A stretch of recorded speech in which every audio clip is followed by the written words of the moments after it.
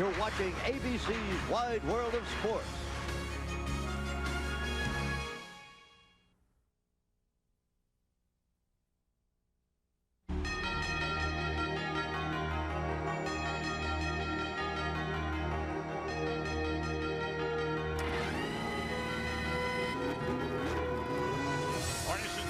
This would go. He comes off the corner high, then he dives inside, and he takes it back from Castroneves. Marlboro Team Penske first and second. Panther Pennzoil third. They're in turn 4. Now coming for the line. Checkered flag is out, and it's Hornish. Hornish by just 3 feet.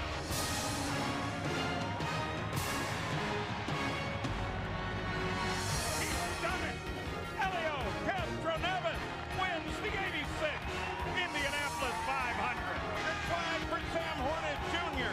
And Unser Jr. and Hornish go to the line side by side. It's Hornish who takes the win by 24 10,000ths of a second. This is the much sought after Indy Racing League Cup that one of 2 drivers will win today. From Texas Motor Speedway, ABC Sports presents the 15th and final round of the Indy Racing League for 2002. The Chevy 500 will decide who will be series champion. And it's down to 2 drivers. Defending series champion Sam Hornish leads by only 12 points over Elio Castroneves. Gil de Ferran was injured last week and will not compete here today, so the champion will either be Sam or Elio. Here's the points breakdown. A maximum of 52 are available, including the 2 bonus points for leading the most laps. Everyone scores points regardless of starting position, and the points lead has changed hands 4 times in the last 6 races. Hi everyone, I'm Bob Jenkins, and what undoubtedly has been the most exciting and competitive season in Indy Racing League history will conclude here today with the crowning of a new champion. And it couldn't come at a better racetrack. 4 of the 8 closest finishes in history have occurred right here. And until last Sunday at Chicagoland Speedway, the June race here at Texas was the closest finish in history. So Jack Arute, 14 down, but 1 very important race to go. And that important race is for Sam Hornish Jr. has a 12-point margin going into this race, Bob, for the championship, as you said. But how did he get there? Well, Sam Hornish Jr. started the season out with a bang. The defending Indy Racing League champion went to Homestead, Florida, and was victorious. He backed it up on the other coast in California with a victory in the Yamaha 400. But then at Nazareth, trouble. He collects Buddy Lazier. Trouble again at the Indianapolis Motor Speedway in the 500. And in June, right here in Texas, ditto, more of the same. But then Sam stitched together the top 10 finishes, 8 of them, including a victory at Richmond in Virginia. Backed it up with a second at Kansas Speedway. And then went to Kentucky in his old Kentucky home, resulted in another second. And then, of course, that incredible finish 1 week ago. And Sam Hornish Jr., the winner of the closest race in IndyCar history. But that was then. This is now. Sam, when you strap yourself in the Pennzoil Panther cockpit, do you think at all about the points? Not really. Just want to go out there, try to win the race. We know that the points take care of themselves if we do that. But you know, as always, won't put the car in any uncomfortable positions, hopefully. And you know, the Pennzoil Panther crews worked so hard this year, and just want to get through today smoothly. Gary, what about the guy that's chasing this man? Well, Elio Castroneves, what a remarkable season it's been for this charismatic Brazilian driver. He has been in the middle of a championship fight that has been changing on a weekly basis. Consistency has been the key for the 2002 season. He was 3rd in the season opener in Miami. He then won at Phoenix. He outdueled his teammate Gil de Ferran and the points leader Hornish, and then climbed a fence to celebrate. In May, he added his 2nd straight Indy 500 victory, and the points battle began to heat up. Only in Richmond, Virginia did he falter as he spun early in the race. But then he responds by ripping off 6 straight top 10 finishes, including a 3rd in Kansas City. There was a 2nd in St. Louis.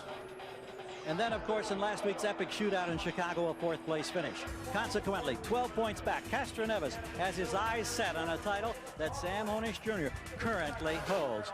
Elio joins us here trackside now. There is a fence looming right in the background. We asked you earlier today on the IRL today, what's the big difference from a week ago when you were the man being chased? Now you've got to make up 12 points this afternoon. Well, obviously always be patient, and that's going to be the key today. This track, it can give you a lot of opportunities. So I just have to be in the right place on the right time. How confident are you? I'm very confident. The team is great. The team is awesome. Pit stop. We just proved last weekend. And I'm gonna need them again. So let's go, guys. Time to race. Are you tired of talking about it? Hey, no, this is a great opportunity. I enjoy every second. I love it. This is great. In the practice sessions, both Friday and again yesterday, we saw you lap after lap after lap, running wheel to wheel, side by side, nose to tail with Hornish. Did you learn anything? Well, that's why we're trying to do that. At least I was trying to know where he's strong, where he's weak. You wait and see. Let's see what's going to happen. Now, of course, his teammate had been involved in the championship fight right up until last week. And for that story, let's go to Vince Welch. Gary, Gil de Ferran has been in the top 3 of the point standings all season long, but he won't run for the championship today. In his first full season in the Indy Racing League, the 2-time kart champion has carried the Penske colors to victory lane twice. His first win coming at Pikes Peak. It was a dominating performance. A second victory was earned at St. Louis, and it was clear the 37-year-old de Ferran would join his teammate, Elio Castroneves, as a championship contender. But then came an incident last week at Chicagoland Speedway. Hard into the wall. Knocked unconscious. Gil suffered a concussion and a fractured wrist. He did not receive medical clearance to race here today, eliminating his championship hopes.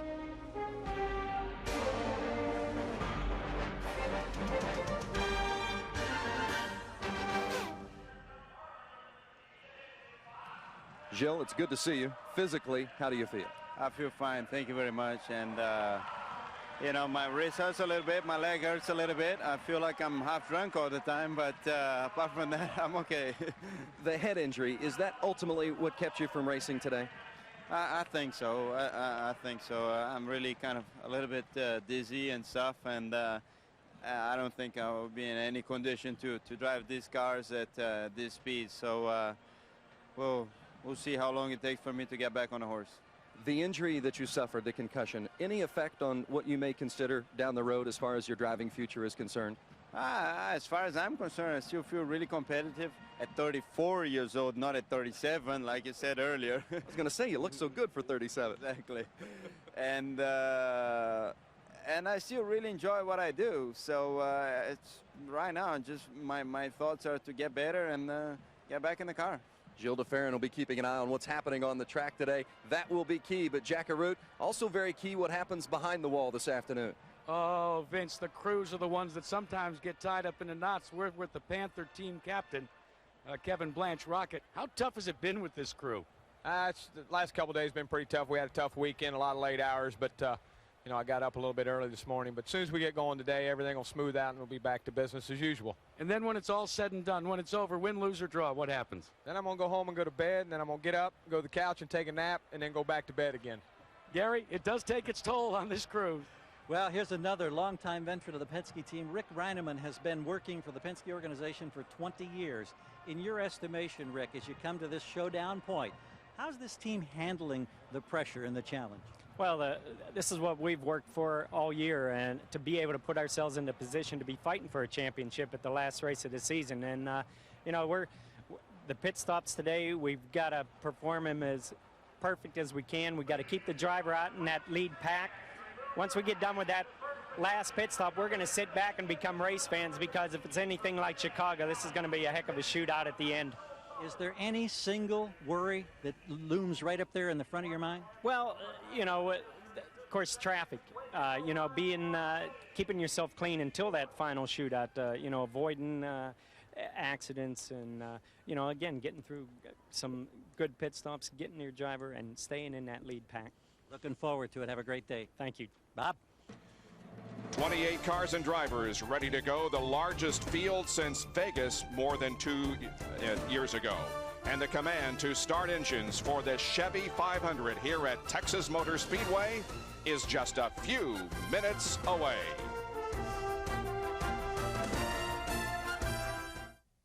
Texas, home of the fantastic finish. And look at this. In traffic, Gregory, they're going to make a sandwich out of Marco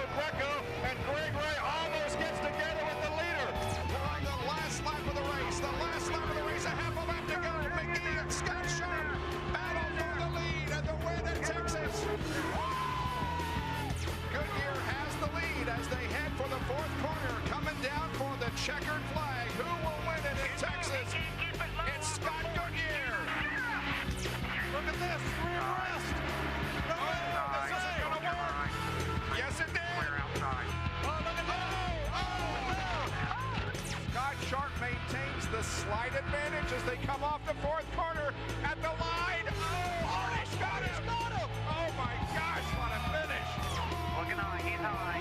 Checkered flag is out ahead. And Jeff Ward takes it. Jeff Ward by inches.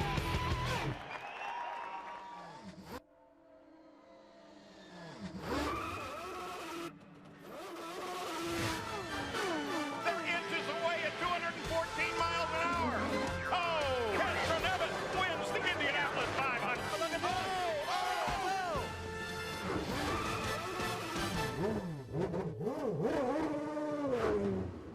Welcome back to Texas Motor Speedway in the Chevy 500, the season finale for 2002. And today's race will decide whether Sam Hornish Jr. or Elio Castroneves is champion. Before we start racing here today, let's back up 1 week. Many are calling the closing laps in last weekend's race, the best in open wheel history. That, of course, was at Chicagoland Speedway in Joliet, Illinois. There's no question about the nature of the finish we're about to see. There's only 1 second that separates first through 11th. And they pass under the white flag. Caddy by just about a foot that time. Paul, there's not a spectator in these stands today that is sitting down right now.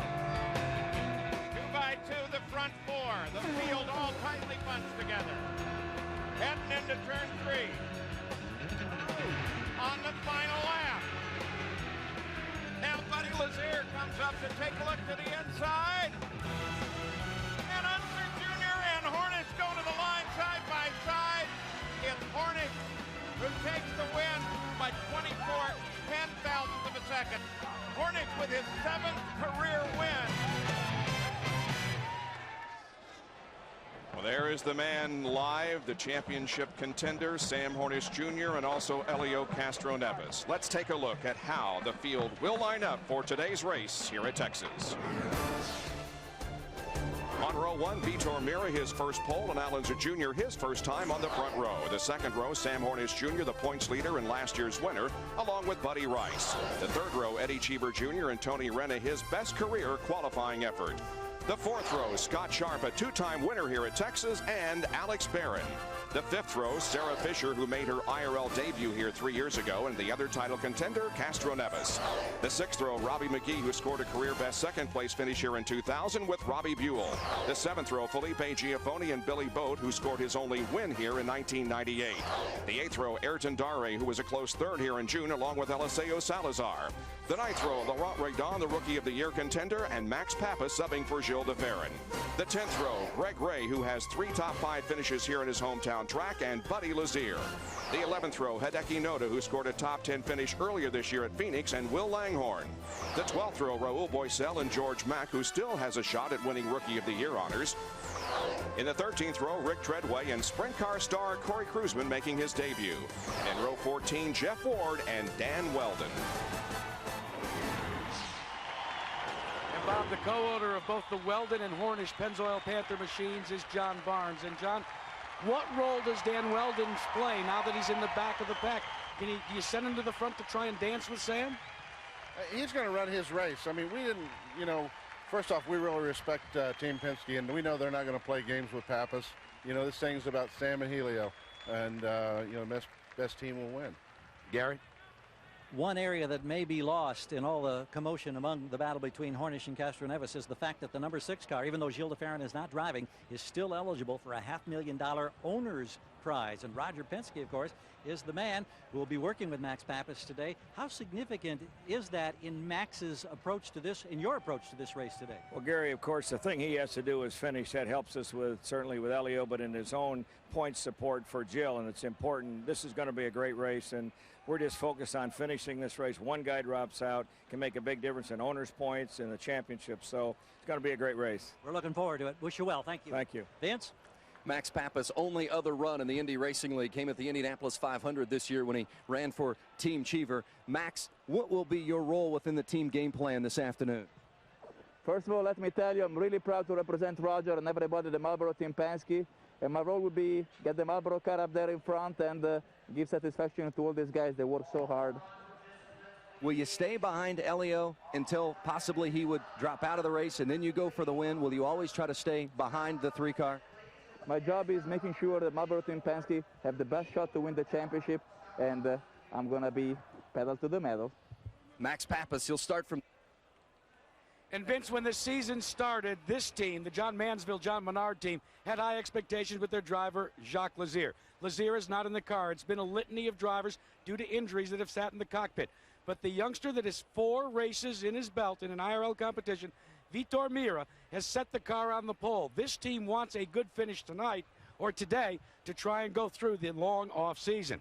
Now, in the case of Al Unser Jr., involved in the 3 closest IndyCar finishes in history, he's in his best qualifying effort ever in an IRL car. Gentlemen? Jack, back in row number 3, car 51, the Red Bull Cheever Racing. Eddie Cheever's been involved in some of these great finishes we've seen here over the years. Eddie, what is the key in your mind to being successful at Texas? You have to make sure you don't get stuck in a rut. If you're running low and the high part of the track is faster, you've got to be able to move your car up there and run there. But it's a very hard place. Drafting is everything here. That's what we'll look forward to, Vince. Jeff Ward won this race in June, beating Al Unser Jr. by just a nose. But Jeff, today you start in the last row. How do you get up to the front? Well, apparently I got to pass a lot of cars. So the target chip can ask guys to give me a good race car. We just had some problems with the motor before qualifying, so we didn't get out. So we have a long way to go, but got a great group of guys, and we'll eventually get to the front. If you can come from the back to the front at a racetrack, this is the one to do it. Bob Jenkins. And now as we approach the time to get this race underway, here are Paul Page and a former driver very familiar with this real estate here at Texas Motor Speedway, Victory Lane. He's a 2-time winner, Scott Goodyear. And that winner's circle down below is exactly what everybody is focused on today. It is so cool here. The crowd is robust and loud. And in the last 200 laps of the season, you're going to decide the championship, the race win, the rookie battle, the owner's battle. What could be better? My man here, Scott, he's won 2 of them. He knows how to do it. And Paul, the easiest way for either Sam or Elio to win the championship today is to win the race. But short of that, they know they have to finish in front of each other. Now, this also goes on to the team. These guys know in the pits that they have to perform perfect pit stops, and the pressure is on those guys too. How competitive is Sam and Elio? Well, the last couple of days, they spend on track time chasing each other, trying to show each other the dominance so they can prove to themselves and to the team that they're ready to win the race today. Oh, yeah, the practices have been awesome with Elio and Hornish side by side, lap after lap. The championship and the race will be won by little things here today. In the wink of an eye, you can make the move that makes the difference, that wins the championship, and all the money and honor that goes along with it. It's going to be an awesome race. Stay with us throughout this day as we're ready to go in the Chevy 500 at Texas Motor Speedway. Speculation is over. Let's do it. Ladies and gentlemen, start your engines!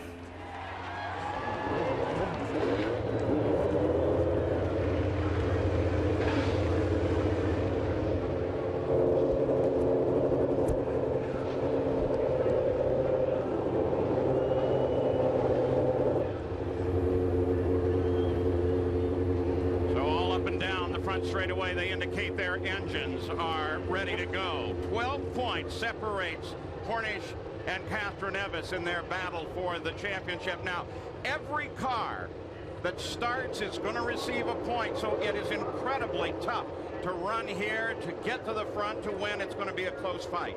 Points paid for every position. We look at the race analysis. 10 of the last 12 races here have been decided by less than a second. 4 of them in the recent memory at this track, Scott.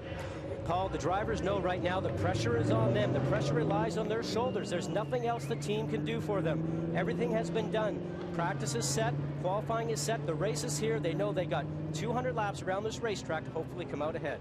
And as the field rolls, let's once again take a look at how they line up. Vitor Mira, his first career pole in his fourth start. And Al Unser Jr., his first front row start in the IRL. Sam Hornish Jr. going for his second straight championship. Now, the championship contenders are separated by 7 places on the start, 3 different rows, because Elio Castroneves will start back in 10th place. There are 14 IRL race winners in today's field. 9 of those have won this year.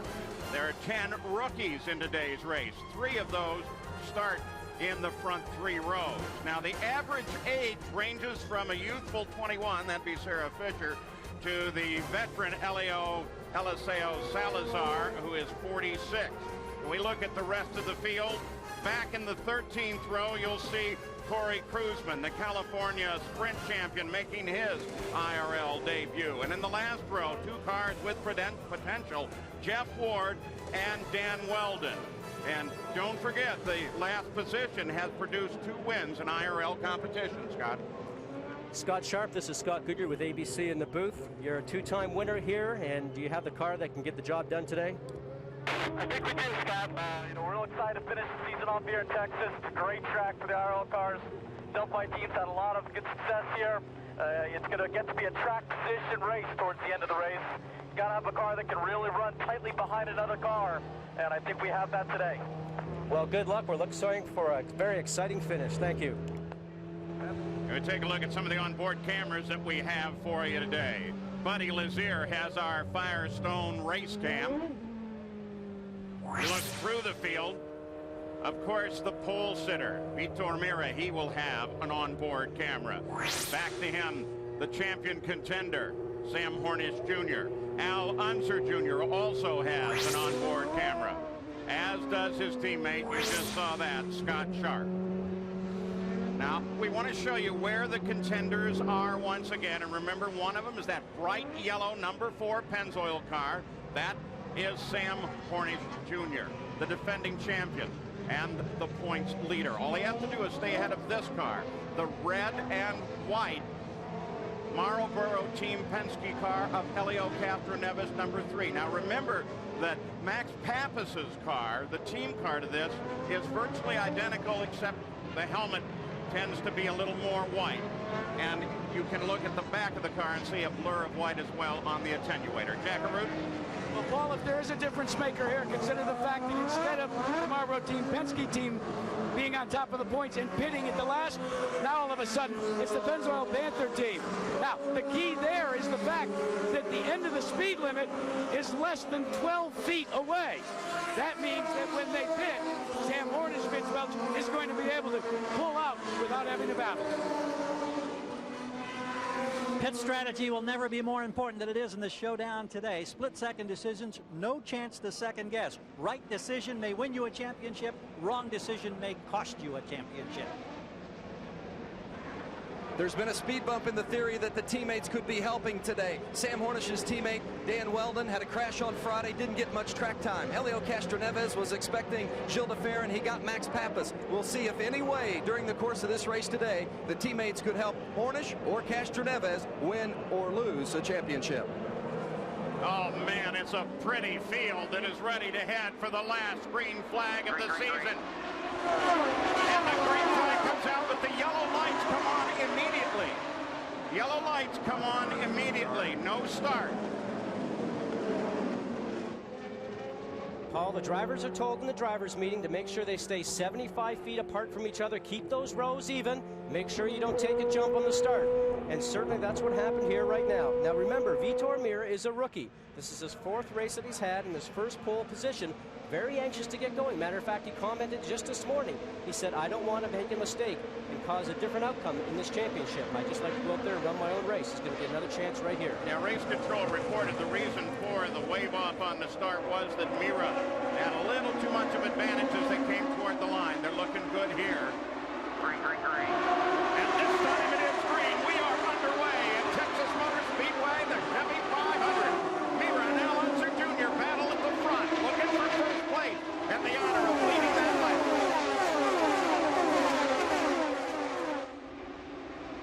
Down the backstretch on this 1.5-mile circuit, Mira pulls ahead of the Menards car.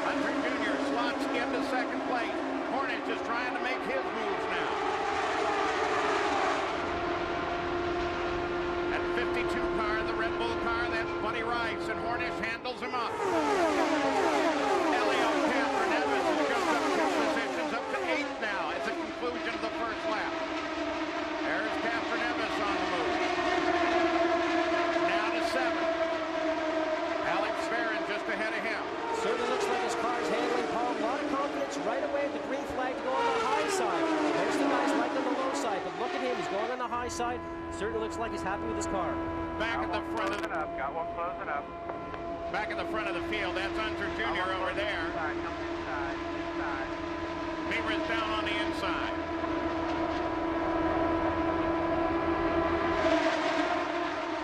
Hornish sits high on Unser Jr. Already the track is starting to stack up, Paul. We're going 2 abreast up in the front. Does not allow much room for the drivers behind to get through. He's going to look like Chicago did here just at the end of the race last week, where they run 2 abreast for quite a few rows deep. You're clear, you're clear. So watching from Sam Hornish Jr.'s view, again, over to Mira. Up at 214 miles an hour last lap.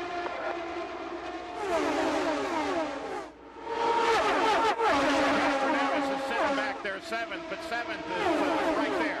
It's not far at all. There he is. We expect this to continue on all day, side by side, constantly, just like they did a week ago at Chicago.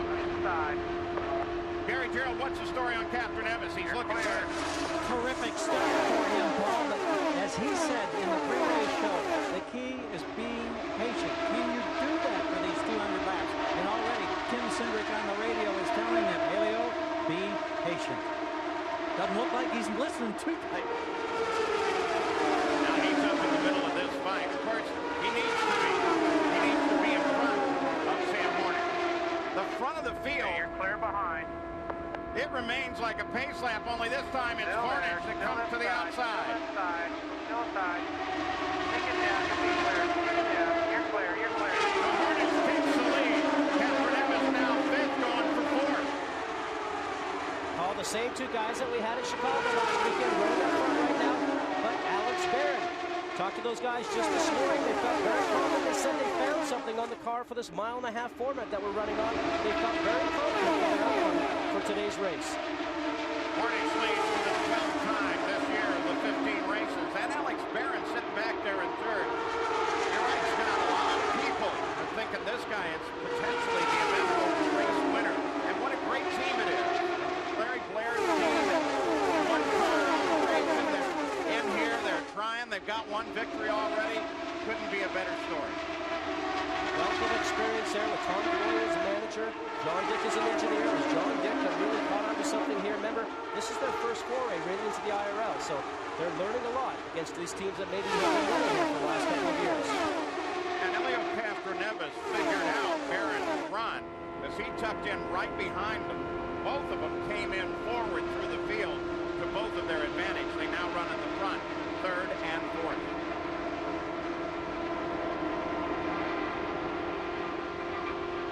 Unser Jr. wiggles his way high. About a 1.5 away. Whoa. We're counting inches right there. Now don't forget, Al Jr., he wants to win this race, but I'm sure Hornish knew how close that was, and he's running for the championship. He might go, again. Awful early in the race. The 2 guys to be going in close. Look at Ferran. Ferran gets down inside of Unser Jr. Focus ahead for a second there. Now he's going to come out. Castroneves is going to come with him.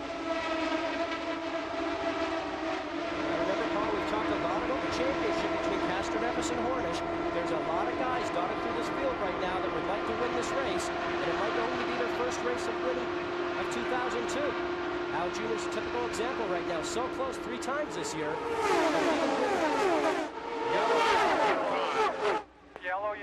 And they are saying this is more debris. Under caution for debris on the racetrack here at Texas Motor Speedway in the championship round of the Indy Racing League. Yesterday was a championship round of the Infiniti Pro Series, and what a race it was. The two title contenders, A.J. Foyt IV, grandson of the four-time Indy winner, and Arie Luyendyk Jr., the son of the two-time Indy 500 champion. 14 cars started the 100-mile contest. On the track, the racing and the drafting was sensational. Only incident, a spin by Aaron Pike after he was bumped by Ryan Hampton. Foyt led all the way to record his fourth win of the year, and his granddad and several members of the Foyt family were on hand for the celebration in Victory Lane. So A.J. Foyt IV wins over Corey Witherill, Ryan Hampton, Gary Peterson, and Ed Carpenter, the top five. And so the final results in the first year for the Infiniti Pro Series, A.J. Foyt IV is the champion, beating Arie Luyendyk Jr. by 54 points and Ed Carpenter by 64. That's the update on the Infiniti Pro Series. The race will go green in half a lap. Here's Paul and Scott. Well, 8 cars pitted on lap 16 under the yellow. Pappas, Sarah Fisher was among them. Jeff Ward was there. Greg Ray, several others came into the pits. Now they come back into formation again. There is your restart order. As Johnny Rutherford driving the Chevrolet Corvette pace car has already come off the circuit and back to green.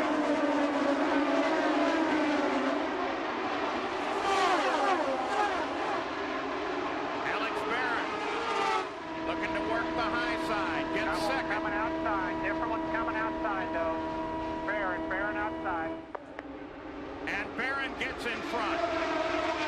Paul, talk about a perfectly timed restart. And look who's following in behind him right now. Castroneves taking advantage of that draft. Going to run up on the high side, following behind Barron. So the battle for the championship now up at the front as Alex Barron gets knocked as the leader for a lap. But Hornish, apparently well aware of the Castroneves presence, is starting to move even faster.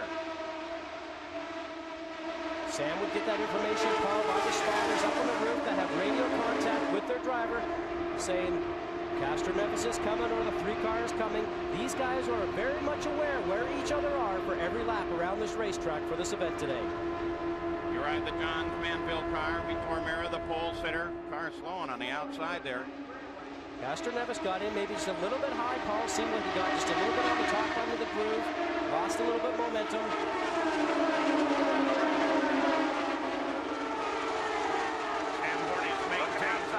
Looking outside. As Castroneves fades back. Here comes Barron again. Now Mira, don't forget, he was on pole. See the speeds we're doing right now, over 220 miles an hour going down the straight, down to about 215 mid-turn. Full throttle all the way around here, even in traffic in this dirty air that he's getting from the 2 cars in front. You see the tire temperatures there. That little arrow is in the green, telling the drivers that they know that the tire pressures and tire temperatures are up into their proper operating area. And tells you that the Firestones are working very good. 220 miles an hour, the last lap for Mira. Battle for the lead is just ahead of him. Now one thing that's happening, Paul, right now is Sam Hornish is leading laps. Now we have to remember the most laps led today get 2 extra points, which is very valuable towards the championship.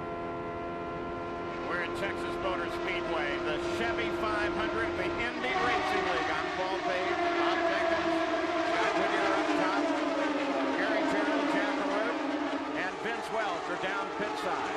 The early stages, 23 laps, now being complete. This the final race of the season and the battle for the championship. And that battle for the championship is pretty close to the front. Hornish Jr. is currently the leader. Castroneves, you see him right together there. He's in fourth. And Alex Barron got a car spinning, and it's George Mack. This side of the car looks clean, Scott. Well, I think that all 4 tires are really pointed in the right direction, Paul. He's down the apron. I'm not sure if he had a problem, was trying to get off the track. Yeah, let's look under the car, though, because they said that under the rear there, race control had reported that he was smoking just before he came in. They're putting out oil dry, so maybe he had an engine problem that ended up putting some parts, if not oil, on the track. Paul, when he went by us down to turn 1, you could see the smoke, and you assume there was a lot of oil, and it definitely was misfiring. Go ahead and pit. Tell me if you want any changes.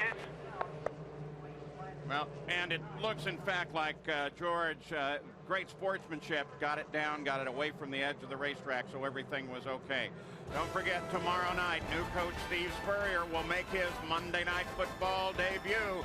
Al Michaels, John Madden will be in Washington, where the revamped Redskins will host the Eagles. That's tomorrow night, 6 Pacific on ABC. And find out what John Madden thinks at ESPN.com, keyword Monday Night Football. So at Texas Motor Speedway, for the second time, we are slowed under the caution flag. Pits are still closed. First time that the caution came out, 8 cars went in. And it will be interesting now to see who goes in. Scott, what they're actually doing is computing not from the start, but to the end of the race on pit stop. Certainly, Paul, they want to make sure that hopefully they can judge it just correctly, that if the yellows do fall, that they can come in underneath the yellow, because if you do a green stop, you will certainly have a lap down. Well, we'll be back after a word from our ABC stations. You're watching ABC Sports Championship Television.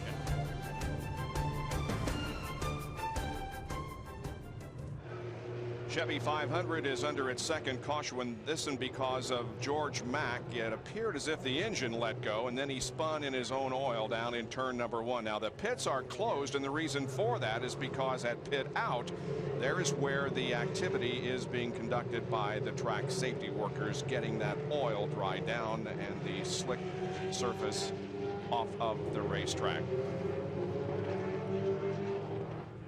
Well, in 2 weeks, join ABC Sports when Formula One racing comes to the U.S. 5-time series champ Michael Schumacher will try to win again like he did in 2000 at the Indianapolis Motor Speedway in the United States Grand Prix. See it Sunday, September 29th, right here on ABC. 28 laps have been completed. Sam Hornish Jr. is the leader of the race. His other contender for the title, Elio Castroneves, is 4th. We might mention that if Sam Hornish finishes 1st or 2nd, he will win the title regardless of what Elio Castroneves does. We go down to Vince Welch, who has a story on Hideki Noda. Well, the very first yellow was brought out by a little collision between Hideki Noda and Dan Weldon. It broke off the front wing of Noda's 28 car. When Noda came into the pits, his crew told him, go back out and come around, and we'll redo the wing, but they didn't want to lose a lap. That's why they sent him out. His English is not very good. Noda is Japanese. He thought they meant for him to go in, so he drove the car into the garage area. The team had to chase him down and bring him back out. So Hideki Noda is several laps down, but is still in contention. The trackside attendance here today at Texas Motor Speedway has been announced at 86,000. 22,000 more than at the Cowboys game, which is being conducted in nearby Irving. So a great crowd is on hand today to watch this last race of the 2002 Indy Racing League season. Well, we have one more lap to go, and then the pits will be open. Jack? Well, Bob, when the leader comes, Sam Hornish Jr. comes onto pit road, you will not see them make any changes, but they have made a change. Of course, that was in the tire pressures for their Firestone Firehawk tires. In the rears, they have dropped it by 1/4 pound. Just trying to make minor modifications, Gary Gerald, but no major changes on this pit stop. And of course, Castroneves is in pit box number 2, right behind Hornish. The pits have been opened. They'll be coming shortly. There will be front wing added. Aerodynamic downforce created for the driver of number 3, second in this championship battle. Meanwhile, these crews, with all this time for the cleanup, have been over the pit wall, nervously pacing, waiting. You talk about championship butterflies. They've been building big time in the last few moments. They appear to be very relaxed as they await the arrival of their respective drivers. You see the Pennzoil Panther team there preparing for the pit stop by Sam Hornish Jr. The pace car driven by Johnny Rutherford has the field in turn number 4. And now finally the pits will be open. So this pit stop will be conducted on lap number 31. Here they come. Speed limiter, 0 fuel halfway down. Let's keep our R's up. 60-mile-an-hour pit speed limit As the cars flank off into their respective pit boxes, Sam Hornish Jr. as the current points leader is right down at the end of pit lane. Hornish dives in. Now Castroneves is in. We'll look for the wing change after the tires and fuel. No changes, Gary, as we said on Hornish. They are done. Great service for Castroneves as they rocket toward that line. Alex Barron, it appears, got out between Hornish and Castroneves. -3 on fuel, Sam. -3 on fuel. Vince? Scott Sharp currently running 12th before those pit stops, but it could be a long day for Sharp. He has lost all on-car telemetry. His team owner, Tom Kelly, says it's awful early to start winging it. So a former winner here at Texas Motor Speedway who qualified well is experiencing some problems. Scott Sharp will have to deal with those for the remainder of the race, and we are only 31 laps into this event. And Bob, when they talk about the telemetry system, what ends up happening is that the information from the car is not getting back to pit lane. Back with more in a minute from Texas Motor Speedway. We talk about the high-speed ballet that pit crews endure. Well, how about the brushback? It's not just in baseball. Watch the yellow car. Sam Hornish Jr. His stop is completed. Now look at the rear tire changer. Picks up the tire, and that's Elio Castroneves in the red and white car, rushing back the leading crew. And when they came to the line, it was very, very close as to who would be ahead of whom. Alex Barron, by just a few inches, was ahead of Elio Castroneves, but that will be for the 7th and 8th position because there were 5 cars that have chosen not to pit. Vince? The yellow was brought out by George Mack, whose motor let go. But George, I know you're disappointed with the way it finished today, but maybe how about summing up your first season in the Indy Racing League?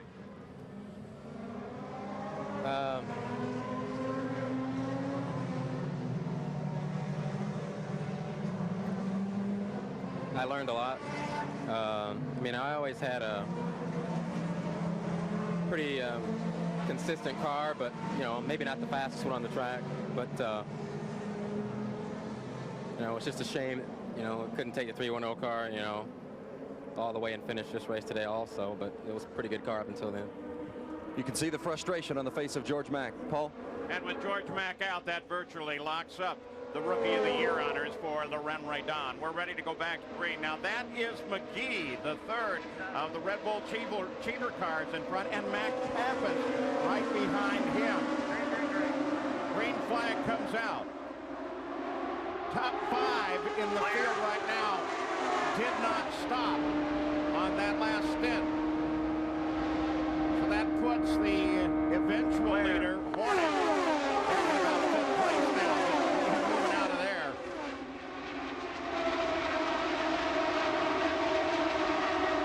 There's Hornish. Low Pennzoil car. That's Barron trying to close on him again. And then there's Elio Castroneves now coming in behind Alex Barron. Paul, the one thing you'll find in oval track racing is the cars that are working good Get close, clear. will always get back up towards the front no matter where they are. Now remember, these guys have new tires on. The guys that just pitted, 35 gallons of methanol fuel, but if their car's going to work well for them, they'll get past these guys that are lighter fuel load, maybe a little bit older tires that are just in front of them. Moving around Sarah Fisher, and now behind Max Pappas in 2nd place. You heard the voice of Pancho Carter. Little more than a spotter. He's a coach on that radio too. Now Hornish is closing on Pappas, Gary Gerald. They're telling Max Pappas on the radio, just run your line. As we watch Hornish move to the outside, we'll see if Sam can get through. Max trying to protect. It looks like Hornish has the power and takes the spot. So Hornish now to 2nd behind McGee. Since the last restart, here's the move. You just saw the great one by Hornish. Now look at this. Pappas side by side again. And now his teammate Castroneves comes up. Castroneves pulls way wide. Green light. Castroneves, green light.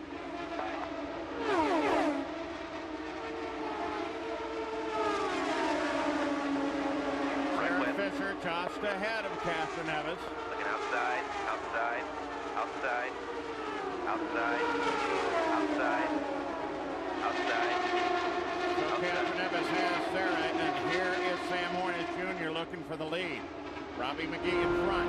41 helps the field to get the rebound, Sam.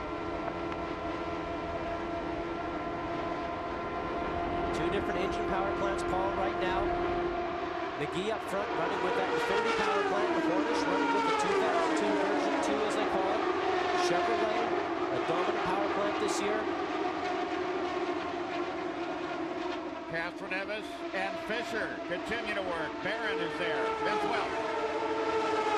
McGee in his first race for the Red Bull Cheever Racing Team said this is the best car he's had in a long time. He just wants a chance to show he's still capable of running up front. So you know he's really enjoying this moment in front of the field. His team was just inside the fuel window, and that's why it elected to stay out, hoping maybe to catch another yellow, and that fuel strategy would pay off. Yeah, first race that he's led since Nashville in July last year, but that's over.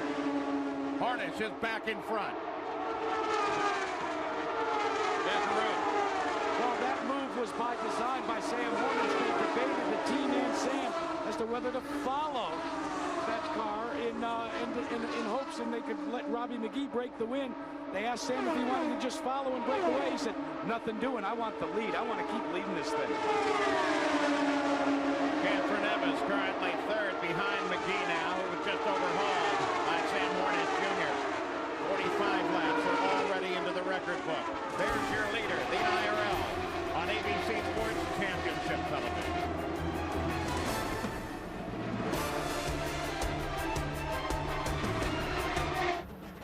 Oh, the IRL is fast at Texas. Elio Castroneves just got around McGee, and McGee's dropping back. He's also 52 laps since a pit stop, so we ought to be into the pits any time now. So it's Hornish and Castroneves and Alex Barron running up toward the front of the field. But Hornish far out in front right now. There's Barron.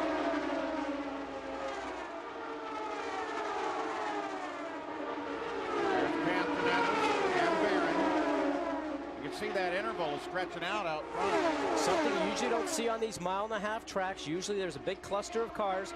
That will come back here very shortly once pit stops are taking place against, and possibly a yellow flag always brings the competition back together. Now Castroneves knows exactly where he's sitting, Paul, as far as the championship is concerned. He knows there's a long way to go. We're just past quarter distance into the race right now. He knows there's a few more pit stops, and his team can certainly help him make up some track space too. Both of the championship contenders, as we watch Castroneves making his move and Mira trying on the inside, that lost a lot of momentum. Castroneves, Hornish Jr. been very relaxed today, joking around with everybody. You saw them both a little bit earlier. In fact, Hornish looked almost sleepy earlier today. That just puts, in my memory, the great Rick Mears, and in fact to some degree Fittipaldi, who are the same way. They seemed tired the morning of a great victory and could even fall asleep in the car on the starting grid. It's how they handled tension.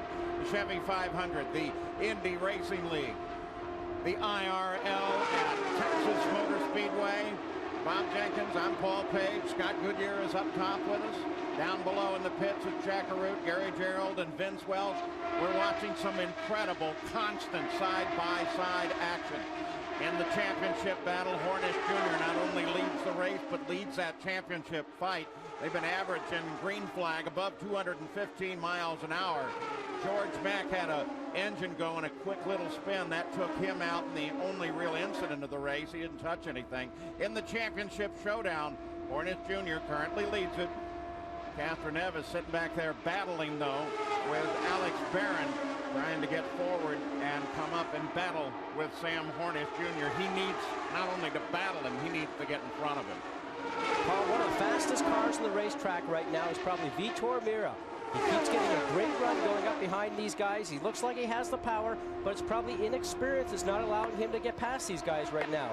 Sticks his nose in underneath Castroneves, cannot follow through the pass, carry the speed through the turn, and then carry the speed out of the turn to take another shot at it going down the run. Now, on board with Vitor Mira, who has come since the restart on lap 36 from 11th up to this position. And if you watch right now, the guys that are up there in front, Paul, they're creating a big hole in the air for him, what we call the draft, and he's getting that benefit right now. He'll be able to suck himself up behind those cars through that draft, as we like to call it. They're poking a hole in the air for him, and he's going to get an opportunity to take another shot at getting past them. John Menard's team was so pumped when Mira set the car on the pole in qualifying. That was a big celebration. John Ward, the engineer, now working with that team, seems to have worked wonders with the arrival of Mira in the team as well. John Ward and Mira both new to the team.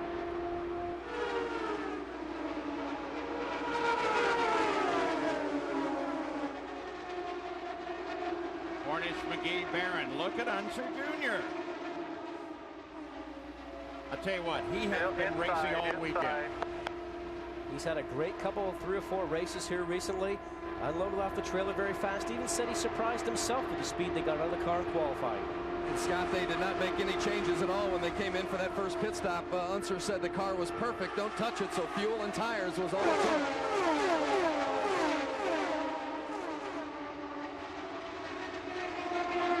Next Tuesday at 8/7 Central, John Ritter is married with kids in the new comedy 8 Simple Rules for Dating My Teenage Daughter.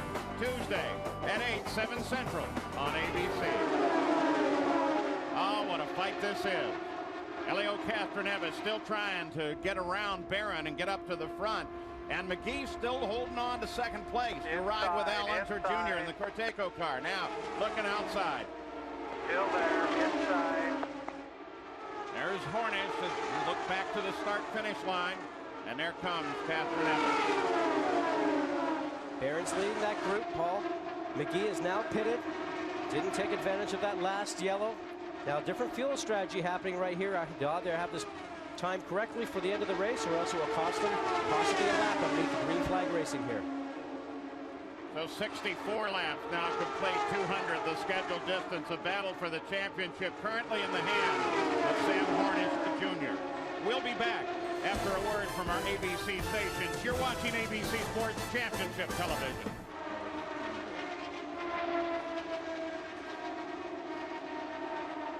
Back at the Chevy 500, Sam Hornish Jr. is the leader, as you can see by that illustration, the telemetry telling you where the cars are by the fullback straightaway. Alex Barron sits second. Castroneves right behind Barron is third, then Vito Mira and Al Unser Jr. But Scott, it looks like Hornish is able to pull the rest of the field. Well, the impressive thing, Paul, right now is that Hornish is running by himself doing 2:19 as we watch Sarah Fisher pulling out of the pit after service. And right now, Barron and Castroneves are running together. Only about 2:17. So Castroneves and Barron should be running faster, Paul, because they're towing each other right now. But Hornish seems to have this thing dialed in. Hornish just turned his fastest lap of the race at 219.7. Elio Castroneves was able to do that a little earlier. The important point is Hornish did it all by himself. All by himself. And another thing it tells you, Paul, is that his car is working better as the fuel load goes lighter. The tires are getting a little bit worn, but that's going to be an important part right now when it comes down to winning this race at the end. Yeah, but try this on for size. Buddy Rice, who's sitting back 8th right now, has turned the fastest lap of the race at 221.2 miles. As we always talk about, probably taking advantage of the draft and those cars up in front, making a hole there for him. Bobby Duel in and out of the pits, along with his teammate Sarah Fisher. A little longer stop for Bobby Duel, and it was costly. Costly in terms of last two for the game. They brought him in, he fell 2 laps behind the field. Now we'll take a look at speeds at the line.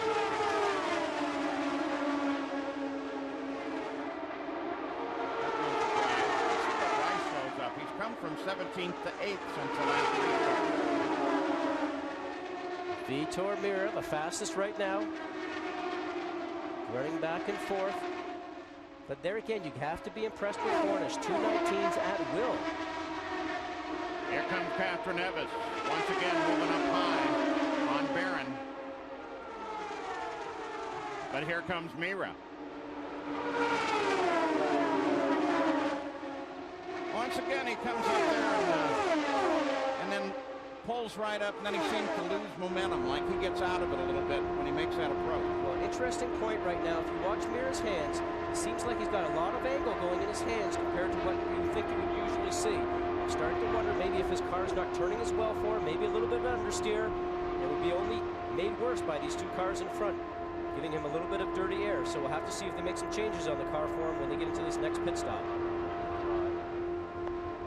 Interesting to watch how these cars all dance around on the track, Paul. Remember, we're sitting here watching it, and these guys go around here at 220, 221 miles an hour, around a mile-and-a-half track.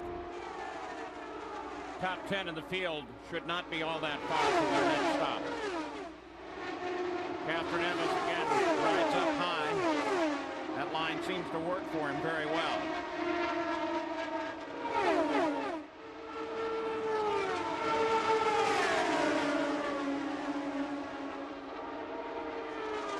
That last time around, everybody running in the 219 bracket, all running very close.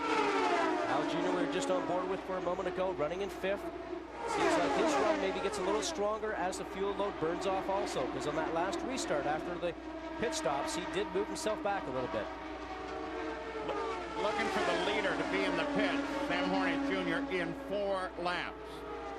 We assume actually that means the top 13 will be in the pits in those same 5 laps. In the booth with us now, Gil de Ferran, 3rd in the points, unfortunately here and not down in the race car. Gil, you've been watching Castroneves. Yeah, I tell you, it's been really exciting to watch. I'm actually looking here from a different point of view than what I'm used to, and it's very exciting. I think what's going on there is Elio's just staying in line there with Alex to try to catch Hornish. Obviously, it's not working out because he's been able to pull almost 6 seconds now, and I think between the 3 of them, they got to decide who is faster and let that guy lead that group, and then they'll probably catch up to Hornish that way. Otherwise, you know, they got to really hope for good stops or good in and out laps to kind of help bunch them up a little bit. Watching Vitor Ramirez, he moves down once again. He's looking good. We're watching the leader now. Inside, clear. 50 left, 50 left, fuel +1. So all of the front-running teams getting ready for a stop that looks like it's going to be under the green flag. And you saw what green flag did. There's Hornish already on the pit road. Saw what the green flag stop did to McGee.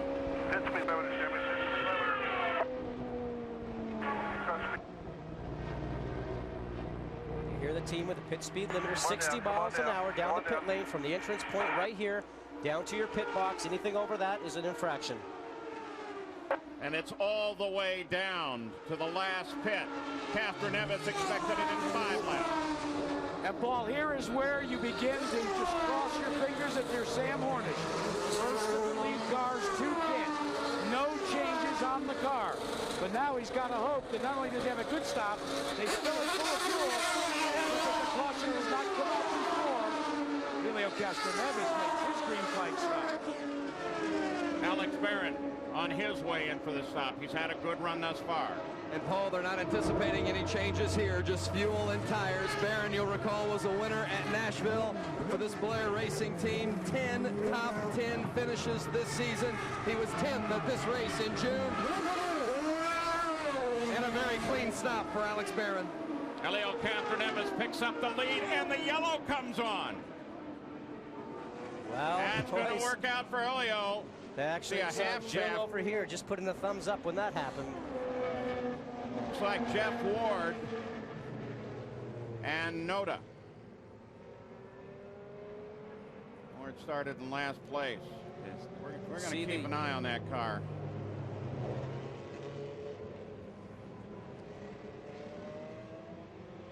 So the yellow comes out, and that plays into the hands of Elio Castroneves. And Paul, when that accident and that yellow did come out, you saw the Blair Racing team of driver Alex Barron just put its head down and slam their hands on the stand, because that was a costly timing moment of misfortune for the Blair Racing team as Barron came in, and just as he was leaving, the yellow came out. A little bit of concern too, because Hornish apparently had to go through quite a bit of debris as he slowed down for the yellow, and Gil de Ferran sitting here next to me, he said, oh, right. That worked for Elio, didn't it?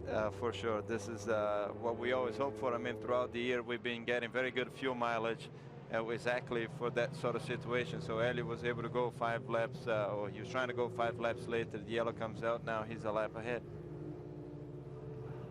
So Elio Castroneves followed by Alonso Jr. We'll get him back as soon as they pit, Sam. No worries. That's a conversation with Sam Hornish Jr., and they don't seem worried at all. They're going to, of course, there'll be a wave by on some of the cars that are lapped down as they reorganize the field. Is there any worry, though, about Castroneves under the yellow? They're making a lot of fuel. You don't worry about him running out.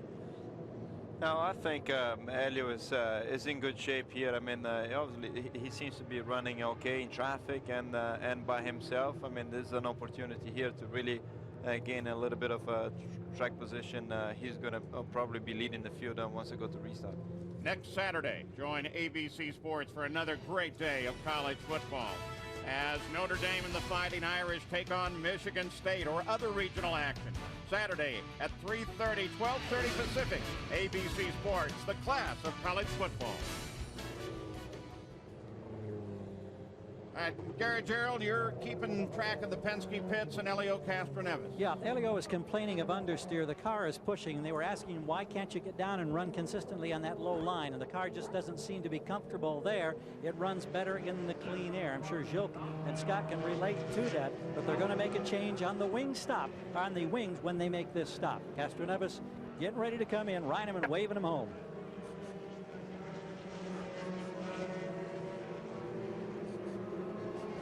Here he comes with a little smoke as he had to lock him briefly, but he hits the marks beautifully. Plenty of space to work as the fueling and the tire changing process begins.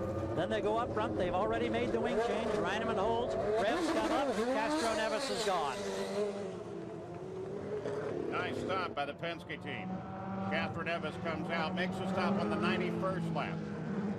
Unser Jr. also stops. So does Tony Renna. So, set of stops being completed to the advantage of Elio Castroneves. We'll be back with more from the Indy Racing League. Under caution here at Texas Motor Speedway in the Indy Racing League finale for 2002, an incident involving Hideki Noda and Jeff Ward.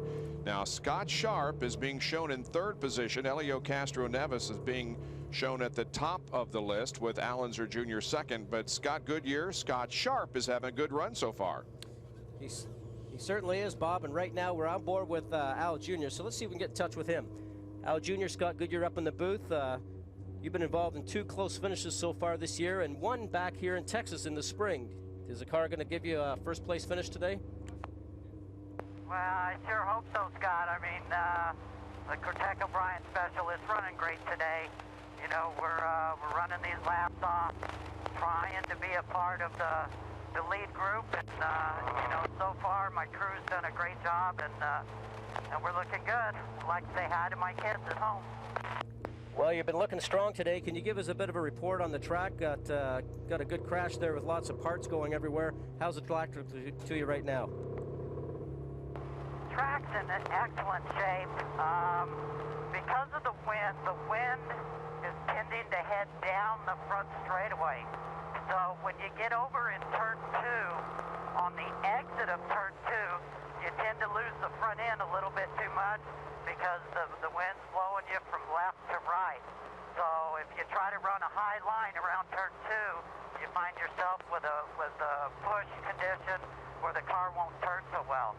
3 and 4 is perfect, both the high groove and the low groove. Well, there's a lot of racing left yet here today. We're not quite to halfway, so we wish you the best of luck. Thank you, Scott. Wasn't that sort of great, Paul? You get a chance to see him use his hand language here. And here we go right now. Watching with the crash here, you saw Noda come inside. Right inside of number 9 with Ward. An accident there, and we have to go back and do another replay here if we can. Looks like Noda was on the top side. As we see the target car being towed away in the hook, and not a great year so far for Jeff Ward. Indeed not.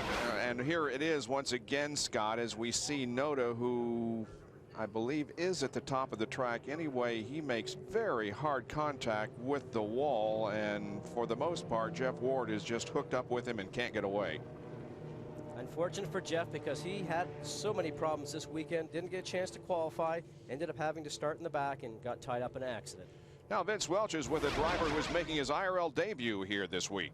That's right, Corey Kruzman, the USAC veteran from California, running for PDM Racing. Corey, the gearbox knocked you out today. How was your first taste of the IRL? Well, really, it was awesome. Unfortunately, the gearbox took us out, but, you know, it's really a dream come true. I got to thank Village Marine, Agerman, Ventura Raceway, my local dirt track, and all the friends and fans that supported me from go-karts all the way up to making my dream come true today. Hope we'll see Corey Kruzman again soon, Bob. And we have a tire loose on the racetrack, bounding down the track.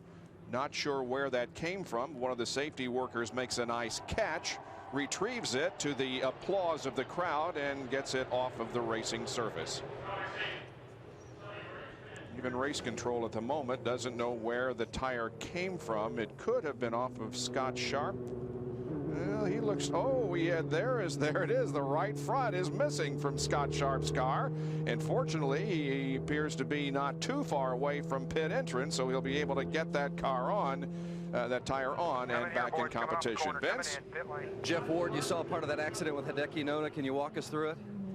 Well, you know, I just came out of a pit stop and I was going underneath him on, you know, turn one, and, you know, he just came down on me like he does all weekend long to everybody, and he must realize when guys get underneath, they must lift like he does, but we don't.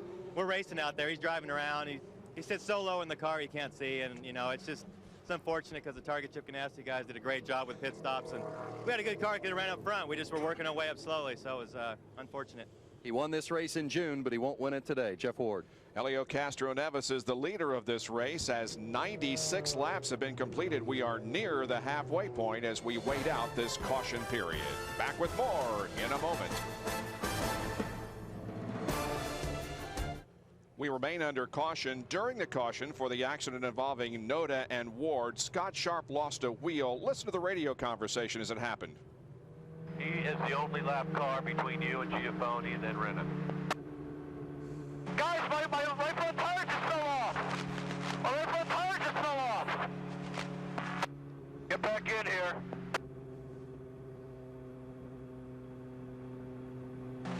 Pitting this lap. You can hear a little bit of a chuckle in his voice. Everything is okay. He was able to drive the car to the pit area and get the new right front on. Gary?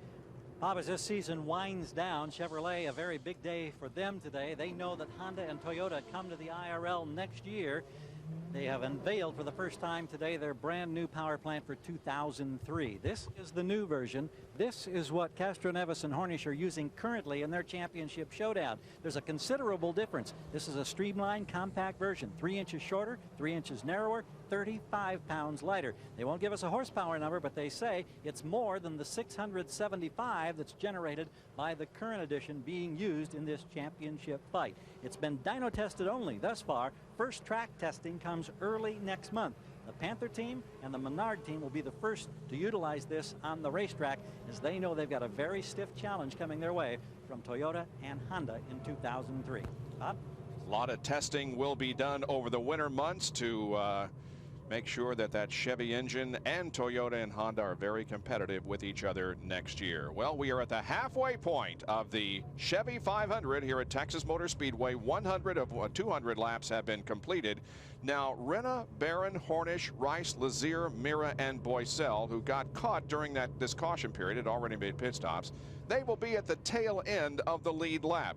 Castroneves, Allenzer Jr., Giafone, Sharp, and Renna will be the ones that are on the lead lap. And right now, with Castroneves leading this race and Sam Hornish Jr. running 7th, Elio Castroneves has a 10-point advantage in the championship showdown, which is, of course, being decided here this afternoon. But we have a half a race to go. A lot has happened in the first 100 laps, and I'm sure a lot will happen in the next 100 laps.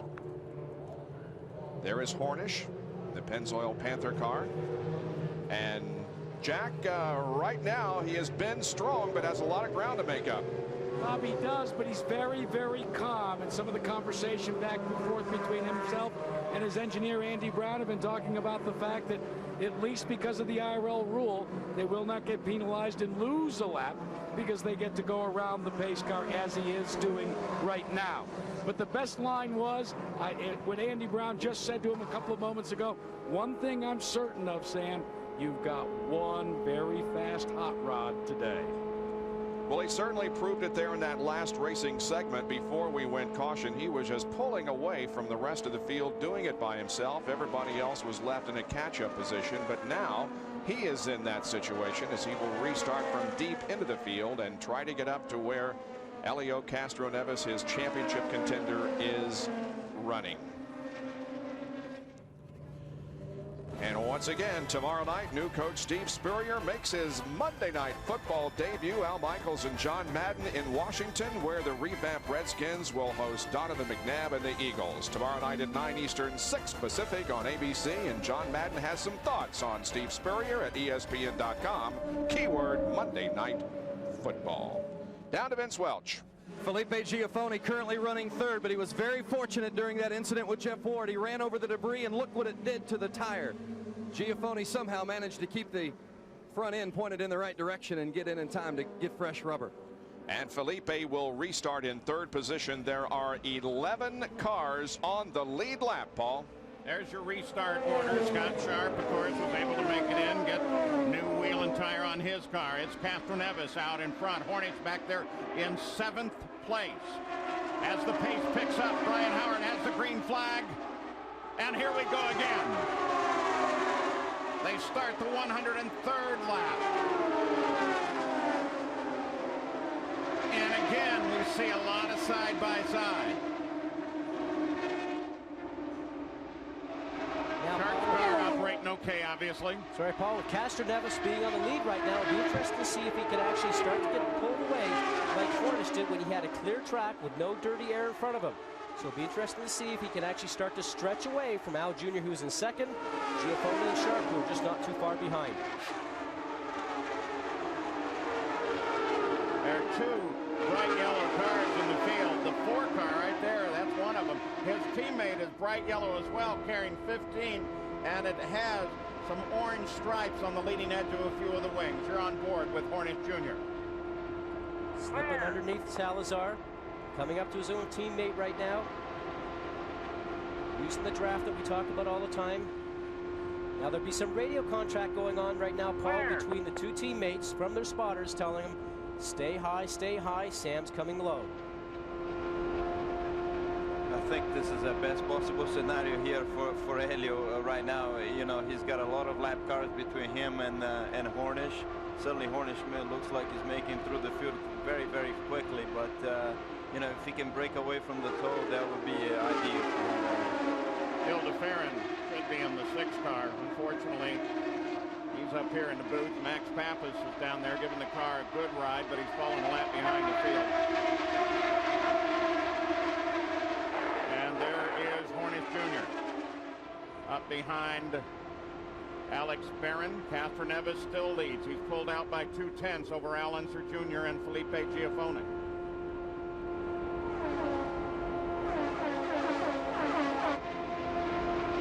Watch Sam's right hand right there. Every time he takes it off the steering wheel, which he just did, he's going over into this area right here. And that's the weight jacker. It means the car's not working exactly as he wants, so he starts to turn the weight jacker, and the weight actually starts to put some more weight up in this left front tire. Helps the car turn better throughout the turn. Last lap around for Castroneves, 2:19.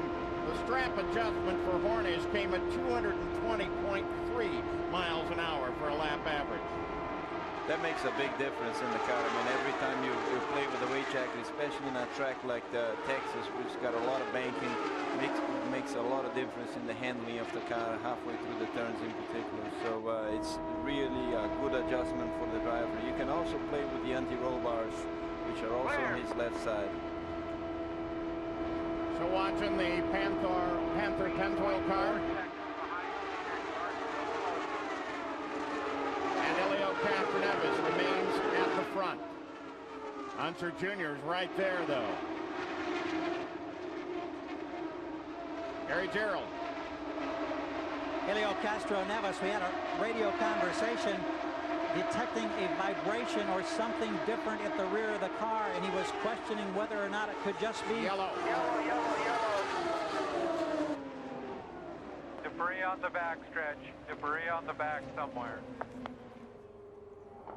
So that's the fourth caution of the day. Elio Castroneves remains out front, just as Al Unser Jr. was trying to make his move. We'll be back after this and a word from our ABC stations. You're watching ABC Sports Championship Television. Eddie Cheever's right side mirror came off and landed on the racetrack. That has brought out the caution, and we are under it right now. A little more than halfway through this event, 115 laps completed. Well, let's take a look at what's happened so far in this event. And of course, the IRL Championship Trophy is up for grabs here today as 28 cars started, with Elio Castroneves as second in points, 12 behind Hornish. He started 10th and began to move through the field quickly. Sam Hornish Jr., the leader in the points coming into this event, quickly took the lead from Al Unser Jr. On the 24th lap of the race, George Mack lost an engine, spun in his own oil down in turn number 1, and is out of the race. On the 44th lap, Hornish once again charging through the field and taking the lead from Robbie McGee. On the 89th lap, Hideki Noda and Jeff Ward were involved in a crash over in turn number 2. And we had a very short green period before this caution period that we are now under. So Elio Castroneves is currently the leader. Sam Hornish is running in 7th position. 10-point difference. Castroneves the points leader at the moment as we go back to green, Paul. Ryan Howard's green flag comes out. They're racing once again at Texas Motor Speedway. Got one more. Clear. Watching Hornish. He's trying to come up through the field. Currently 7th. Alex Barron, that's ahead of him.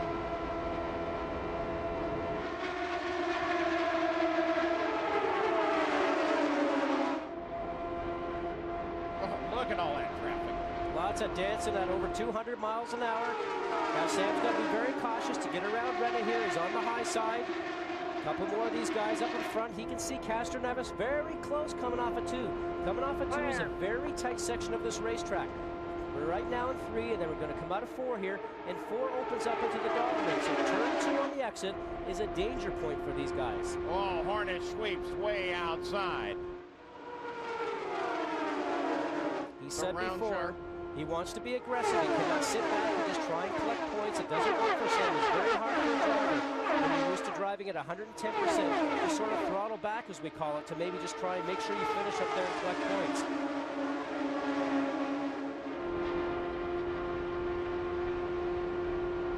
According to race control, they're going to bring in the 15 car, Dan Weldon, the team car, Sam Hornish Jr., because they don't have good communications with them, don't have any radio communications with them. And Paul, as we talked about before, the radio communications here are so very important because that's how the spotter who's up in the stands contacts the drivers to tell them what's going on around them, in front of them, behind them, and if there's a driver coming in underneath them or up on the high side, all that radio communication you hear through our broadcast is coming from the spotters. And looking inside, coming inside, coming inside. And according to race control, that's a team request. Clear behind him. Because in the past, we've seen cars that don't have communication. The team wanted him brought in. Absolutely. The 15 car of Danny Weldon, not a whole lot of experience. So they're probably making the right choice here to come in, try and get the radio fixed. Outside. Still there. You're on board with Sharp, who was 5th place, and has Hornish Jr. to the outside. Well, Barron's just up in front now. He's been running strong all weekend also. We talked about that a little bit earlier on. And Sam is looking for a way past. He wants to stay on that high side. Scott Sharp is another one that's run very strong here all weekend. And Pancho Carter just warned Sam Hornish, says don't make it 3 wide. That's a no-no. We've seen from our angle, Jack, he's been trying to do that quite a lot. And it brings back memories of trying to get through at Nazareth with Nazir and himself, Acosta. in that battle for the championship. Right now, Castroneves is where he wants to be. Hornish Jr. placed where he is. Well, it's going to change every time he gets around or falls behind somebody. But right now, he's 6 points behind Elio Castroneves. And Paul, there is concern from Castroneves again on the radio. He said something weird is happening at the rear of the car. We don't know what it is. The crew doesn't know either, but keep an eye on number 3. Something doesn't feel the way it should, according to the driver of that car, Castroneves. Well, Gil de Ferran was sitting next to us for a while. He's gone over to join the Brazilian host broadcasters. A lot of international television coverage of the series. And, of course, he'll switch from English to Portuguese for that coverage. Unser Jr. tries it again. You see anything on that car, Scott? No, but the thing that sometimes happens, Paul, is when you go through a yellow situation and the car is slow on the racetrack, you sometimes can pick up some rubber on the track that's from the other tires. And sometimes it gets on top of the tire because the tire's very hot.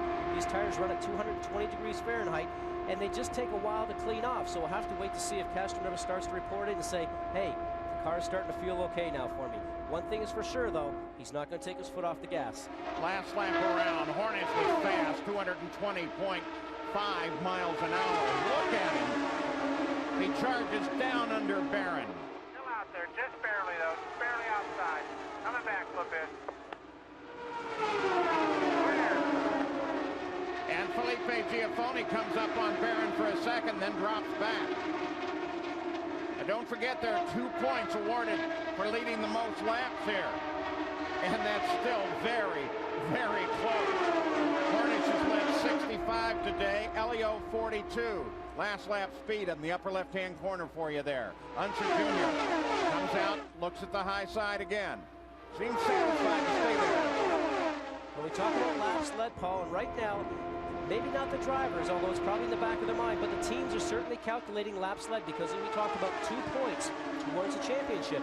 And this is going to come down to the last lap, and 2 points just might make that difference. Right now, with that position for Hornish, Castroneves is leading by a single point in the championship. Warm up your calculators and your finger. I got to count on my fingers myself. And what's the famous saying? Don't do arithmetic in public. Well, we got 2 championship contenders, and Al Jr., as we talked about before, who wants to win a race before the season is out. And he lost by just so close here earlier in the year. Pace picks up, 221 miles an hour for Hornish Jr. last time around, 221.222.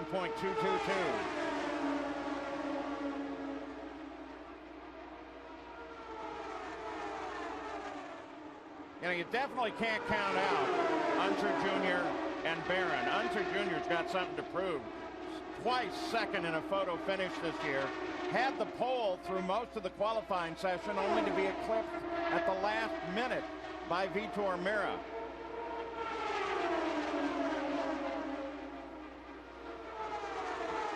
Wayne Jenka counterclockwise if you need it. Some information coming from Sam's pit. Sounds like turn the weight jacker clockwise, which would put more weight on that left front wheel that we talked about before to help assist the car going through the turn. So, there's some great information right there telling him just to pull him behind, maybe select 6th gear. Got one up looking, got one up looking. Sam is 48 laps since his last stop. Castroneves and Unser Jr. are 43 since their last. And Max Pappas just a bit ahead of the leader now. You see him up there in the corner? Hornish Jr. went way high on that last corner. Got high. You know, he maybe could have switched up to 6th gear, lost a little bit of momentum there, trying to save some fuel. There again, it's very hard for a driver to sit back and go slow. It's just not in their book. Still there, still there. Still fighting for the lead.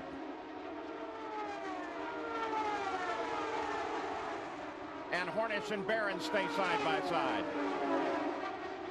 Sharp kind of waiting station just behind them. And Giafone. Now Sharp has just moved up. He got past Giafone, so Probably got a car that's working pretty good for him. He's going to get in this fight now. With these two being side by side the last several laps, Hornish and Barron are both coming forward.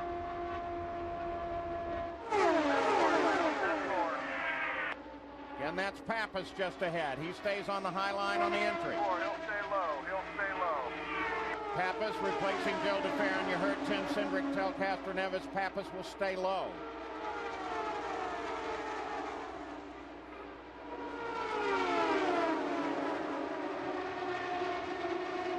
...221 miles an hour. Last time around again for Hornish. Full mile an hour faster than the lead. And so here comes Castroneves on Pappas. Pappas going to stay low, just as Cindric reported. He's by, Unser Jr. is by, and Hornish is caught. Took the low line, he got boxed in. Now Jr. made the right move, just stayed his ground. Knew that Hornish would have to get out of the gas. Now Hornish goes wheel to wheel with Pappas. And finally he's by.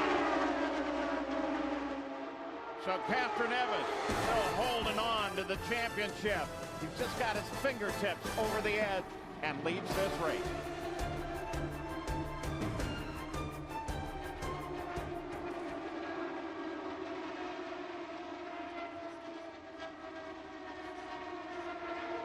I have not said that. Okay. Yeah, he's 1 point out of the lead. If he can pass another one, he will be assured of the I said the 1 point. I didn't say that. Yeah. All right. No, I didn't. Hey, Paul. Yeah, Jack. How long is, what is the best stop that Hornish has made in terms of laps on a tank? Now Hornish is back in the championship lead. Do you have that? Did you hear what was the greatest distance Hornish has gone between stops? He's 56 out right now, Jack. Okay. Castroneves is 51 out, and Hornish has taken the lead. Maybe. Inside. Get another run on him. You'll have him. Full scan. We've asked him to wait for us. I'd be content to sit right there if I was him. Yep. Save some gas. Especially when he's coming in at 7. Yep. Unser is coming at 155.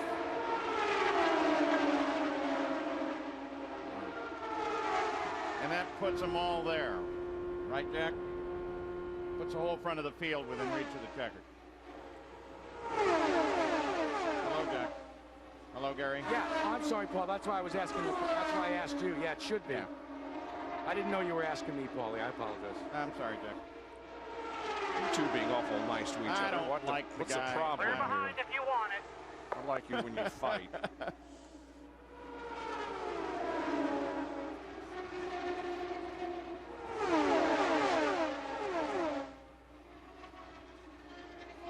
Back with the Indy Racing League as Sam Hornish Jr. gets around Elio Castroneves. That puts him in the lead. That puts him back in the championship. Unser Jr. now working on Castroneves, but very soon we expect Sam Hornish Jr. to be in the pits. Earlier he ran 55 laps in between refuels. Coming inside. He's now 60 out, and here comes Castroneves. Castroneves back to the front. They're battling for those extra points. Well, this battle on the track, Paul, is going to turn into a battle in the pit lane. As you talked about, pit stops coming up very shortly. These guys are going to be within the fuel window as they are now to be able to make their stop and go to the end of the race. But Scott, don't forget the last time Castroneves was able to stay out a couple of laps. We had that caution, so that's going to weigh heavily on Hornish and the Benzo Panther crew. Got one up looking. Don't forget, though, as Hornish sits right now to Castroneves, as long as he's in second, championship is his, regardless of what else happens. Interval first through ninth, 1.8 seconds. Look at him. Look for drafting room. As we watch him come out of 2 there, everybody snakes down to the bottom of the track. Everybody wants that low line. You got to get down there and protect your position. That'll be the place the passes will take. form probably about 5 or 6 laps from the end when these guys really start to work towards getting towards each other. Hornish Jr. not content with that second place. Comes up to get his nose ahead of Castroneves. Coming back. 63 laps since his last stop for Hornish Jr. 58 for Castroneves. And guys, remember on Friday for 20 laps they did this, and then again in the final practice yesterday for about 15 laps. Tim Cindric said, just get used to it. I don't know how you ever can. Oh yeah, they have been at each other constantly, playing the sight game. Still there, still there. Feeling one another, trying to figure out what each other has. And we saw lap after lap of what we're seeing now in practice. And Paul, Sam's got the upper hand right now because he knows in the back of his mind if these two guys touch and both of them go out, one more time by.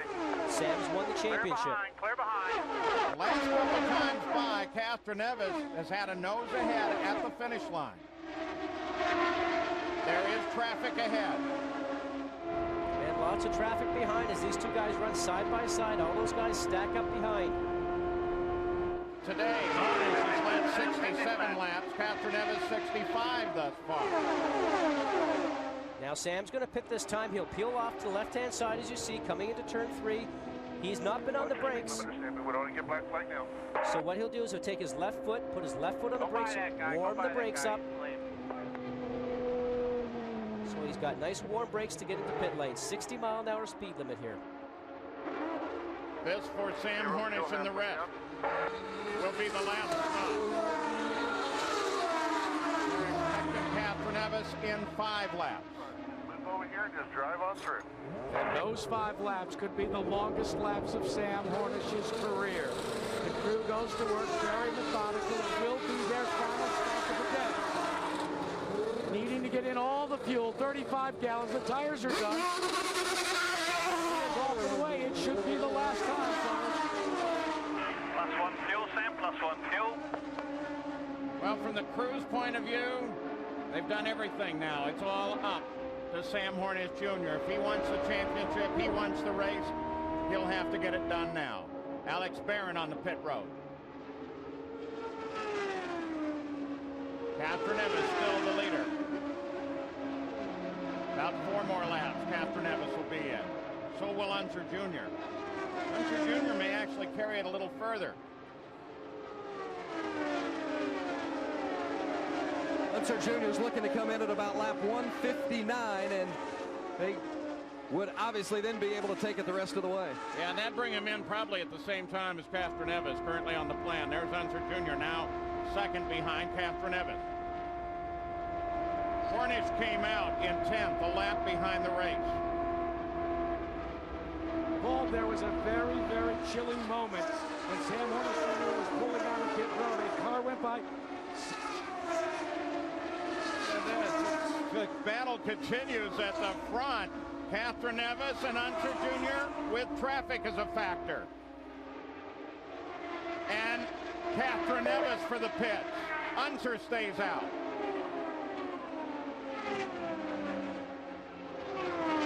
The same rules here now. Whoa. The brakes. He can look down at his dash on his steering wheel, know that he might have been going past faster than 60 miles an hour. Once you enter in the pit lane, that 60 miles an hour has to be adhered to, otherwise you get a stop and go penalty. Yeah, and the NRL has been adamant about that with everybody. There he is, guys. They tell us that they're going to increase the stagger on the rear wheels on this stop. They'll also, for the 3rd time, make one turn of wing, I believe, on front wheel. They waved that off. Good service. Almost an identical time to what Hornish had. Junior's in. With Junior in, Scott Sharp takes the lead, followed by Giafoni and Renna. Routine and fast for Junior. Corteco car rolls.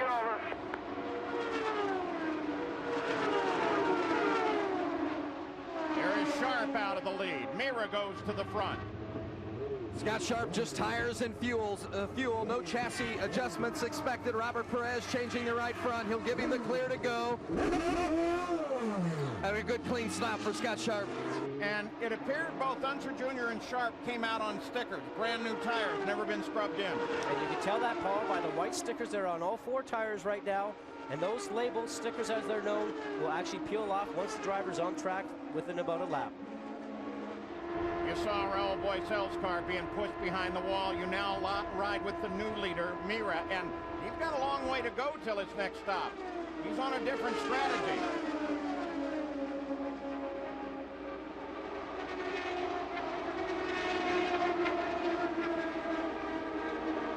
Mira Renna is second right now. Renna ought to be coming in. In the championship, Castroneves is now sixth. Also falling a lap behind with these stops. And Hornish Jr. is ninth. But what that does is goes to the advantage of Hornish Jr. He has the championship cup in his hand right now. And Hornish goes wheel to wheel with Barron. Moving to the closing laps of the Chevy 500, the closing laps of the Indy Racing League season, and nothing is really decided yet. We'll be back with more of the IRL on ABC Sports Championship Television. We want to get you up to speed. Watch the hands on Sam Hornish Jr. as he's battling with Barron. They cross the line. I'm here. Move it over just a little bit. Clear. Well, right now it's Elio Castroneves that is in the lead. Scott Sharp second. Unser Jr. third. Hornish Jr. is sitting in fourth place. He needs a position. He needs two as Castroneves runs in front. Now here is something new for you. This is the cumulative time from the time the car passes the finish line, start-finish line, just before a pit stop, including the pit stop, until the car passes the line on the outlap. This is really the overall net effect. And Castroneves looking very good here. Hornish Jr. didn't come out quite as fast. Barron along with Hornish. Hornish in front. Just moved into third place around Al Unser Jr. A little bit of information coming from Junior. Sounded like he said it might be his motor, because just a few laps ago, Paul, he was running side by side with Sharp. Final moments of the season, the Chevy 500, the Indy Racing League. I'm Paul Page. Bob Jenkins and Scott Goodyear are up in the booth with us as Al Unser Jr. gets down on the pit road. Jack Arute, Gary Gerald, Vince Welch, they're covering down from the pits. Battle is at the front right now for the race. And the championship, Castroneves has done everything that he can. The word is that the motor just went on Al Unser Jr. Hornish is in third place. He needs to be in second. You see him there, that bright yellow car top of your screen. And there is the championship showdown. Takes one contender out for the possible race win here, and also takes a contender out that was actually in between Castroneves and Hornish. That would have helped Castroneves towards the championship here. Unser Jr.'s been running so strong. He's done for the day now. We were talking about Sam Hornish Jr. and him getting on the brakes, and everybody getting on the brakes hard going into the pit. The IRL has been quite clear. We don't much care where you are in the race or the championship. You break one of the rules, you're going to get penalized. That could be just devastating when you think about it. Now, this is the position that Hornish needs. If he can get second place, he goes back to the championship lead. Clear. And he's got it. So again, the championship is going to shift. Hornish isn't going to be satisfied with that, though. He's going to want Castroneves. Final pit stops are complete. It's all up to these guys now. Paul, Sam knows that if he gets past Castroneves, he's got clear air in front of him, and he doesn't have to worry about any of that stuff going on behind him. He's probably going to try and get past and take a runoff like he did before and see if he can stretch a lead. We'll have to see if he's got the car to do that, and they're getting so close right now. Remember, that's 220 miles an hour on the outside. Hornish outside Castroneves. Still inside, still there, still there. Nose ahead at the line. Half car now, half car, coming back. Oh, man. Unser Jr. out of the car. You're watching from third place, Scott Sharp. Castroneves to the left, Hornish Jr. to the right. Car sits just ahead of them up in turn one. Still inside, still there, still there. You can bet everybody is being told, please don't slow up the championship battle. Still inside, still there, still there. Paul, how many times do you get to the very last race of the season of the championship and the two contenders are running 1 and 2? Oh, they absolutely touched. Still inside, They're still both there, not given still any there. room whatsoever. Look at that. Castroneves is trying to move him up. And now Hornish was trying to move him down because Hornish could see the traffic that was just up in front. They just passed. And so what he was trying to do was trying to push Castroneves down to the low side to box him in to get him off the throttle. And yeah, it's not like running a stock car. You cannot safely trade paint or touch one another in the open wheel car. And they're doing this at 217 miles an hour. And he's back to the bottom. Look at this. He forces his way through. Exactly what Pancho Carter told Hornish Jr. not to do. Don't give up that bottom. I don't believe that's racetrack. Pancho, get him to Joel. He passed us under the white line on the back straight. Now here's where the gamemanship comes involved, guys. Because right now, Castroneves Their pie will be for the 4, Sam. sort of claiming from the Pennzoil pit that Castroneves got past it, going below that white line. The white line that's on the racetrack between turns 2 and 3. They tell you not to go down there, but certainly Sam was protecting his lead a little bit. Remember, at starting, we said keep an eye on Alex Barron. He's come up. Last lap, he came around Sharp. Now he goes wheel to wheel with him. Sharp gets 3rd place back from him, but Barron is still pretty racing. This sprint car race, Sam, anywhere from the grass to the wall of the racetrack. Well, you know, some great advice, but I got to tell you, if I'm Sam Hornish right now, I don't want to do anything wrong, because if I'm the only guy going out, I've lost this championship. And as you mentioned before, Paul, he's in 2nd right now. He's won this championship, but, you know, sometimes, as a previous driver, I'll tell you, the pride is right now, I want to win this race. Yeah, he doesn't really need it, but he wants it. On the Penske radio, they're telling Castroneves, stay cool. The question I pose, can you keep a Brazilian cool under these types of circumstances? No, Castroneves is showing incredible coolness, maturity. Gary just thinks the genes might be working against him. His family is here. Get a little distance, Sam, if we can. Hornish's family is here.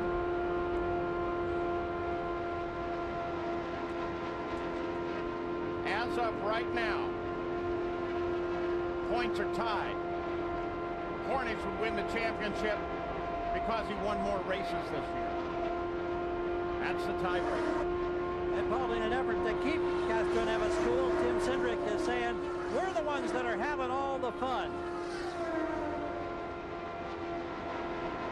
Oh, here's Sam Hornish's mom. I can't even look at this. Oh.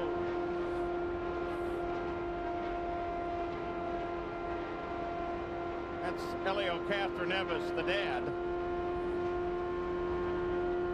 187 laps complete, 13 to go. And again, getting out side by side. Here's Hornish way wide. That let Sharp and Barron catch up. Pole sitter Vitor Mira is in 5th place. Low car low. Now they got a lot of traffic. And the closing speed there, Paul, is quite large, 25 miles an hour. This is where the spotter comes in play, letting them know what's coming up ahead. But as we're riding along here, I looked out to the stands, and those 86,000 people that are here today, they're all standing up right now. Castroneves needs something to happen with Hornish. Sharp get around him, Barron get around him. Castroneves done everything he can. He's where he's the only place he can be. There's your laps led. Castroneves with the most. Points are tied.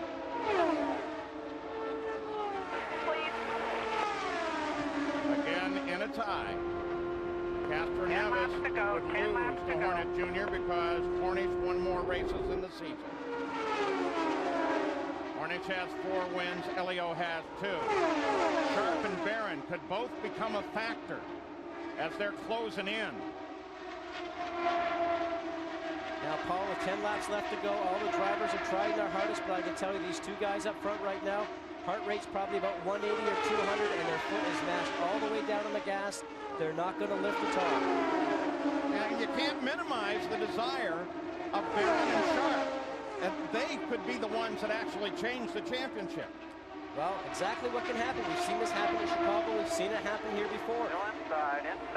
If Still these there. 2 guys are dead heat as they are right now, side by side, if the driver comes up behind, as Barron is right now. Oh, and Hornish trying to go for the lead. Still inside. Castroneves going to hold him. So it may be the drivers in second and third, Paul. Getting close. Not there. Still inside. In that second line, that's going to maybe help the outcome of this race. Shades of Chicago a week ago. They continue side by side. Still inside. Mira now comes up in that battle for third. Now Castroneves has the advantage on the low line in the bottom of the turns. Lap traffic is coming up here. Hornish is going to try and squeeze him low, box him in. We'll have to see what happens. Castroneves is going to try and push him high. They split. Oh. Mira comes to third. Look at this. He's trying to push him up. They touched. Sam's wheel definitely touched. He saw a suspension move. Castroneves comes out and around clean. Oh, never mind. They moved it. It's fine. 5 laps to go. 2 cars behind you now. 2 cars behind you. And the 2-car, Mira, is very powerful. Olsen, another young Brazilian, daring, brave, wants to show something to his owner, John Menard. And if he does, and puts Hornish down into third place, the championship changes. But right now, Hornish Jr. is the champion, and he may be the leader. Still inside. Still there. Still there. Now, if he gets through, Paul, you watch Sam. He will dive towards the bottom. Oh! 220 miles an hour, not giving an inch. Still inside. Still there. Still inside. See, here comes Sharp off the gas. And around, they go in, they come back in on. See, Sharp's got the experience. He's hungry. He can see it. He can taste it. You heard Mira lift off the gas. Still inside. Still there. Still there. 2 former winners now running on the inside. Sharp, former champion. And Alex Barron, who won his first race this season. 3 to go.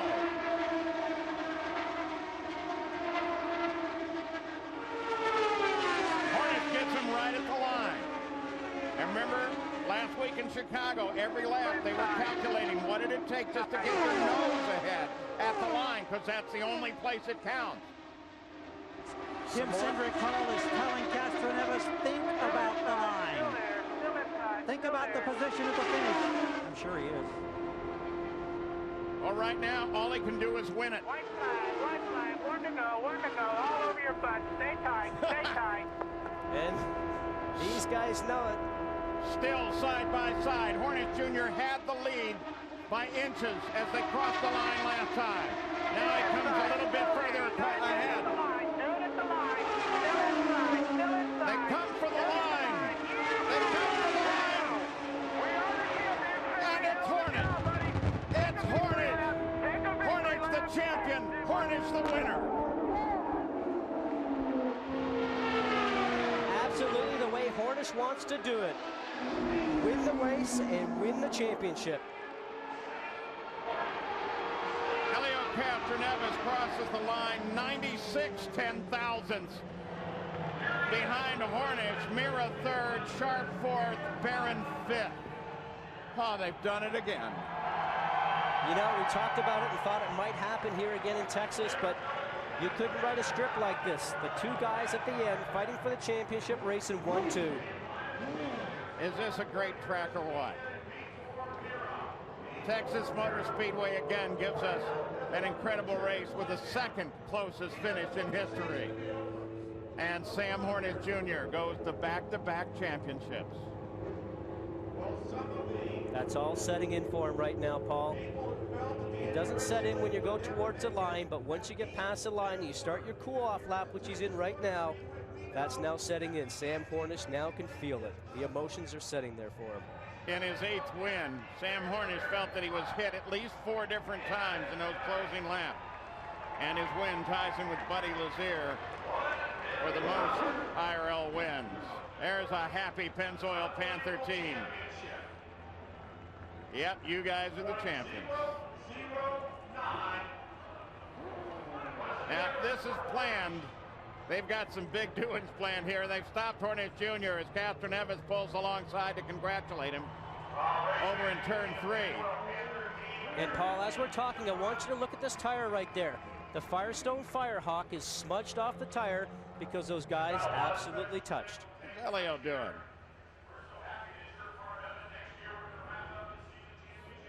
Gary Gerald? John Barnes has been jogging. Here comes Bart Connor, the former gymnast who wears a Pennzoil crew. He works in here. John, the emotion of this moment as you cement another championship. What are you feeling? Oh, man, I can't tell you. Been one elation. What were your thoughts over those last laps as those 2 drivers, your driver, Hornish and Castroneves, looked like they touched at least 2 or 3 times? Yeah, it's pretty wild. When people at home should have got a hell of a show today. Roger Penske and Tim Cindric came down to congratulate you.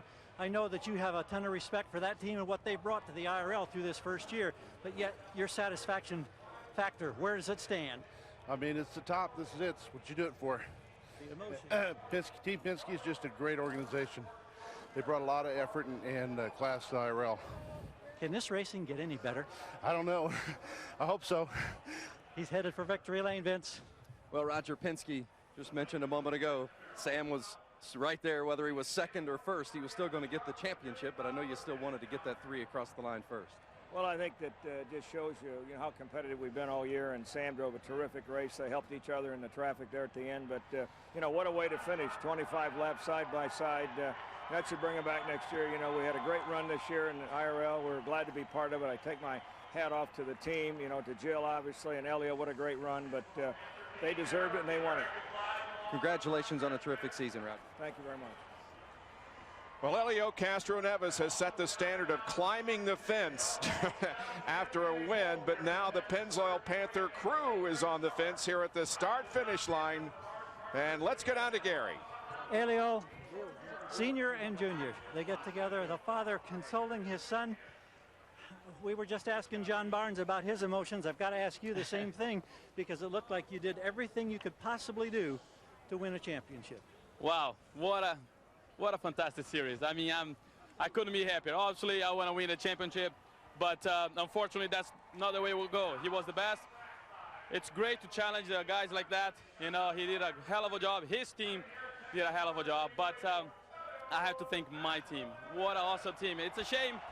Guys, I tried really hard. I think you guys saw, but hey, always next year. How many times did you touch that yellow car? Did I touch? That's where I was just trying to look. I tell you, man, that was incredible. I mean, it couldn't be more exciting. What a great finish.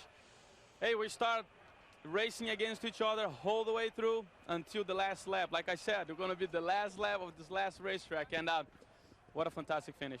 I know you haven't had much time to think about it, but as you think right now, would you have done anything different? Not only today, but maybe at any point in this season? I could, maybe if I would go beside the car and trying to push, maybe that's the only choice I would have. But I try everything. My guys try everything. Roger, good job, man. You're amazing. Gil, it's a shame that we couldn't be part of it. I'm sure you would have had a lot of fun. Congratulations on just an amazing year. Thank you. Good job, guys. Good job to you, too. Thank you. Boy, have they entertained us, Bob. Wow. Time and time again, we are entertained with some fantastic close racing by the Indy Racing League. Sam Hornish wins the race and the championship, and Sam has now won 4 of the 5 closest finishes in IRL history. Jack Arute is somewhere out there. Jack? Well, we're down in the holding area in the turn 3 area with Sam Hornish Jr. still strapped. Congratulations, buddy. Thank you. I know you're waiting for Old Glory because you want to bring that into victory lane. Yeah, it was a real special thing to be able to carry it around last year. And to come through here and to have the same thing happen again and get the championship and to win at Texas again, it's great to come here and race. I love racing with all the guys in the IRL. It's just a tremendous feeling. Well, stand by, Sam. We've got a big festivity about to get underway. Well, here's the finish. 96 ten-thousandths of a second was the margin. Not quite as close as last week, but hey, you can't get much closer than right there. Vitor Mira, the pole sitter, finished in third position. Sam wins. We'll be back after this word and word from our ABC stations. You're watching ABC Sports Championship Television. As we await for the actual official championship proceedings to fully get underway in front of the grandstand on the racetrack here on pit road, here's a man who was in the mix throughout those last frantic laps. Scott Sharp, you were in the catbird seat. You're watching those two guys. What are you thinking, and did you think there was any point you might be able to get your nose in there and somehow mix it up and steal a win? Well, Gary, I got to do one thing. Hi, Bree and Jack. I always forget to say hi to my kids. Hey, guys. I tell you, it was wild out there. You know, they both did everything they could do. I saw Helio trying to move, Sam up there like anyone would do, and Sam held his ground strong and had the outside line. We've always seen time after time the outside groove's the one to have here. Delphi car was great. I kept waiting for an opportunity, but it just seemed like we were a little bit down on speed. We just didn't quite have the power to get up there. I was flat out for most of the last 30 laps. Did those two cars in front of you touch at any time in your eyes? They might have a little bit, but you don't really worry about that. There's a few other guys you could think about, maybe in a blue car, that if they were doing that, you might be a little bit more sensitive. But those guys are really heady. They're really smart. They both know that if one of them goes in the fence, the championship's going to be over. This has been a satisfying year because you did get a win to keep your streak alive. I think it's 6 straight years now with a win in this series, which is an all-time best.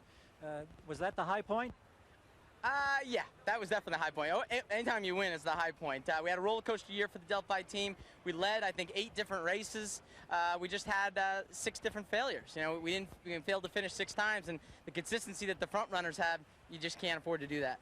Enjoy some time off. Looking forward to next year already. Oh, so are we. That's Scott Sharp. Let's go to Bob. Scott Sharp finishes 4th, and now Sam Hornish Jr. in the car with the American flag on board. Comes from turn number 3 around here to the main straightaway, where, of course, the championship laurels will be presented him. Actually, he's going down the backstretch in the opposite direction of the race traffic.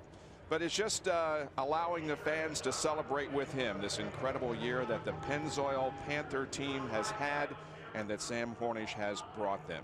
His 2nd consecutive IRL championship, he becomes the first driver to repeat as Indy Racing League champion. And he did it today in incredible style as he and Elio Castroneves, the other points contender, race side by side to the finish, with Sam winning by just a few inches.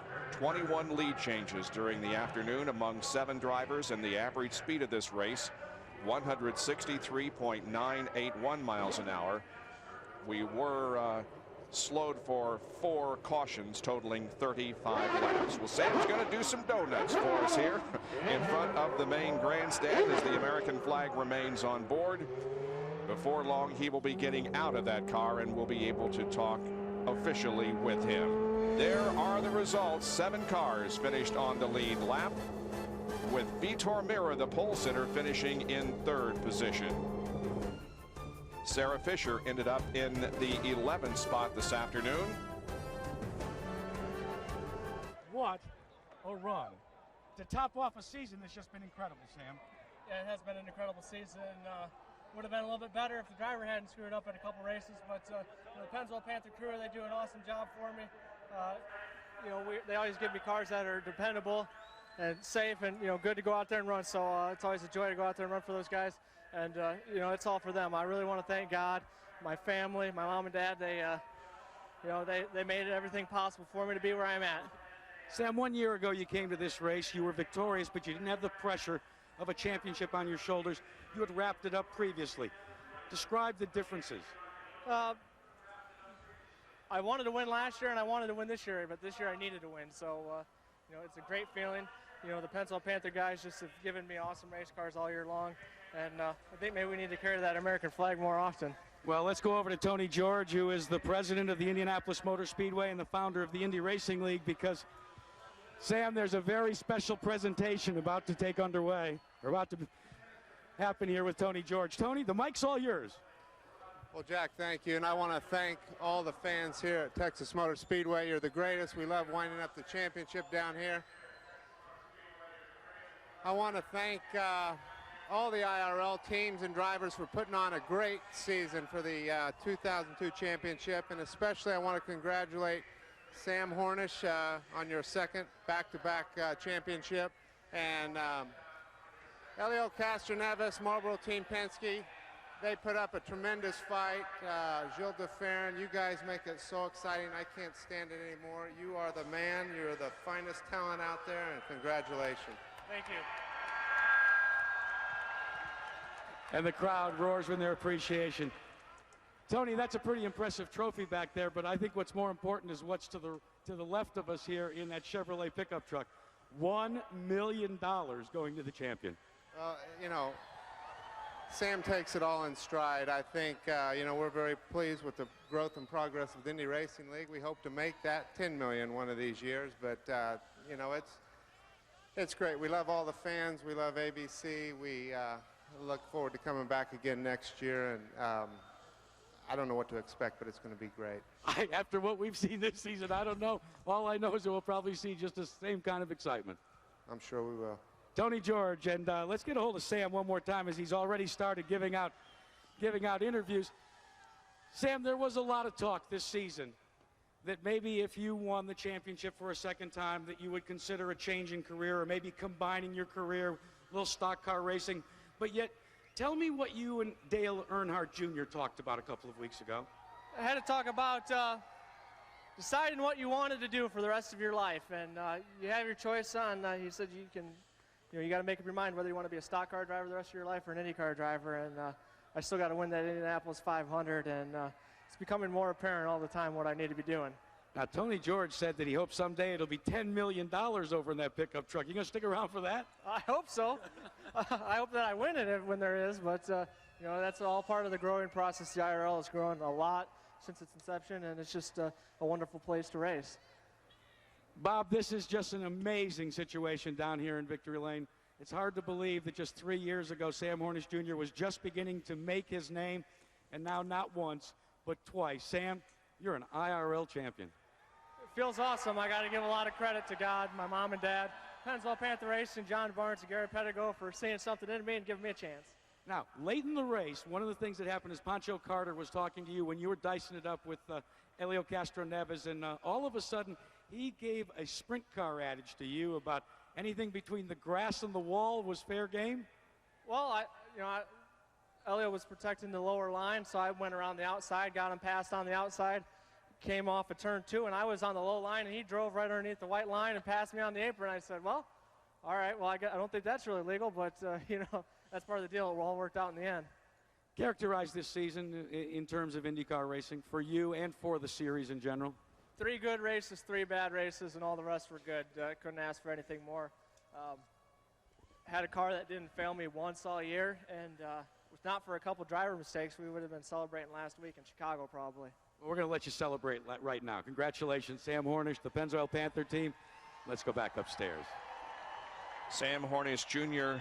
finished 20th and 27th in his first 2 appearances here at Texas in 2000. He comes away with a victory here today and the championship. Vince?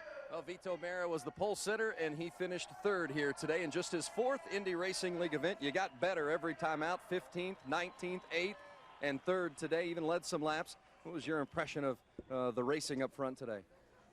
Yeah, it's tough run with those guys. They have a lot of experience, but I'm doing my best. Jones, Manville, Menard car, and the crew, they did a very, very good job. And it's already a month that they don't stop working. No weekends, no holidays, anything, just working on the cars. I'm proud to be with them, and they gave me the biggest present anybody ever gave me.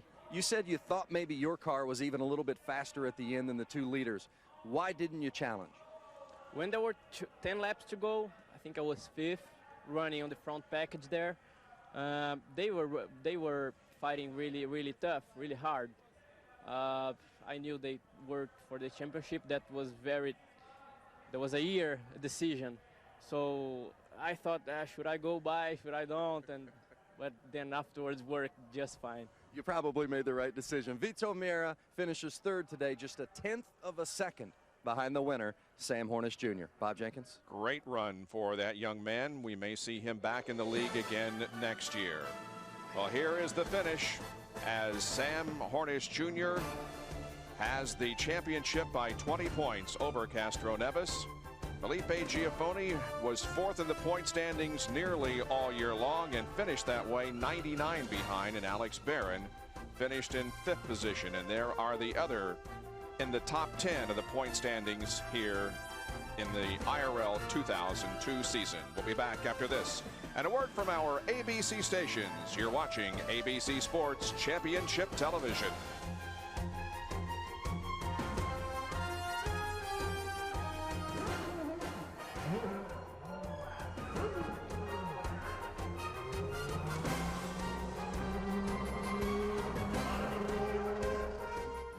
Back here at Texas Motor Speedway, the critics are calling it stylish, provocative, mysterious, and daring. Don't miss the world premiere of television's hottest new drama, Push Nevada.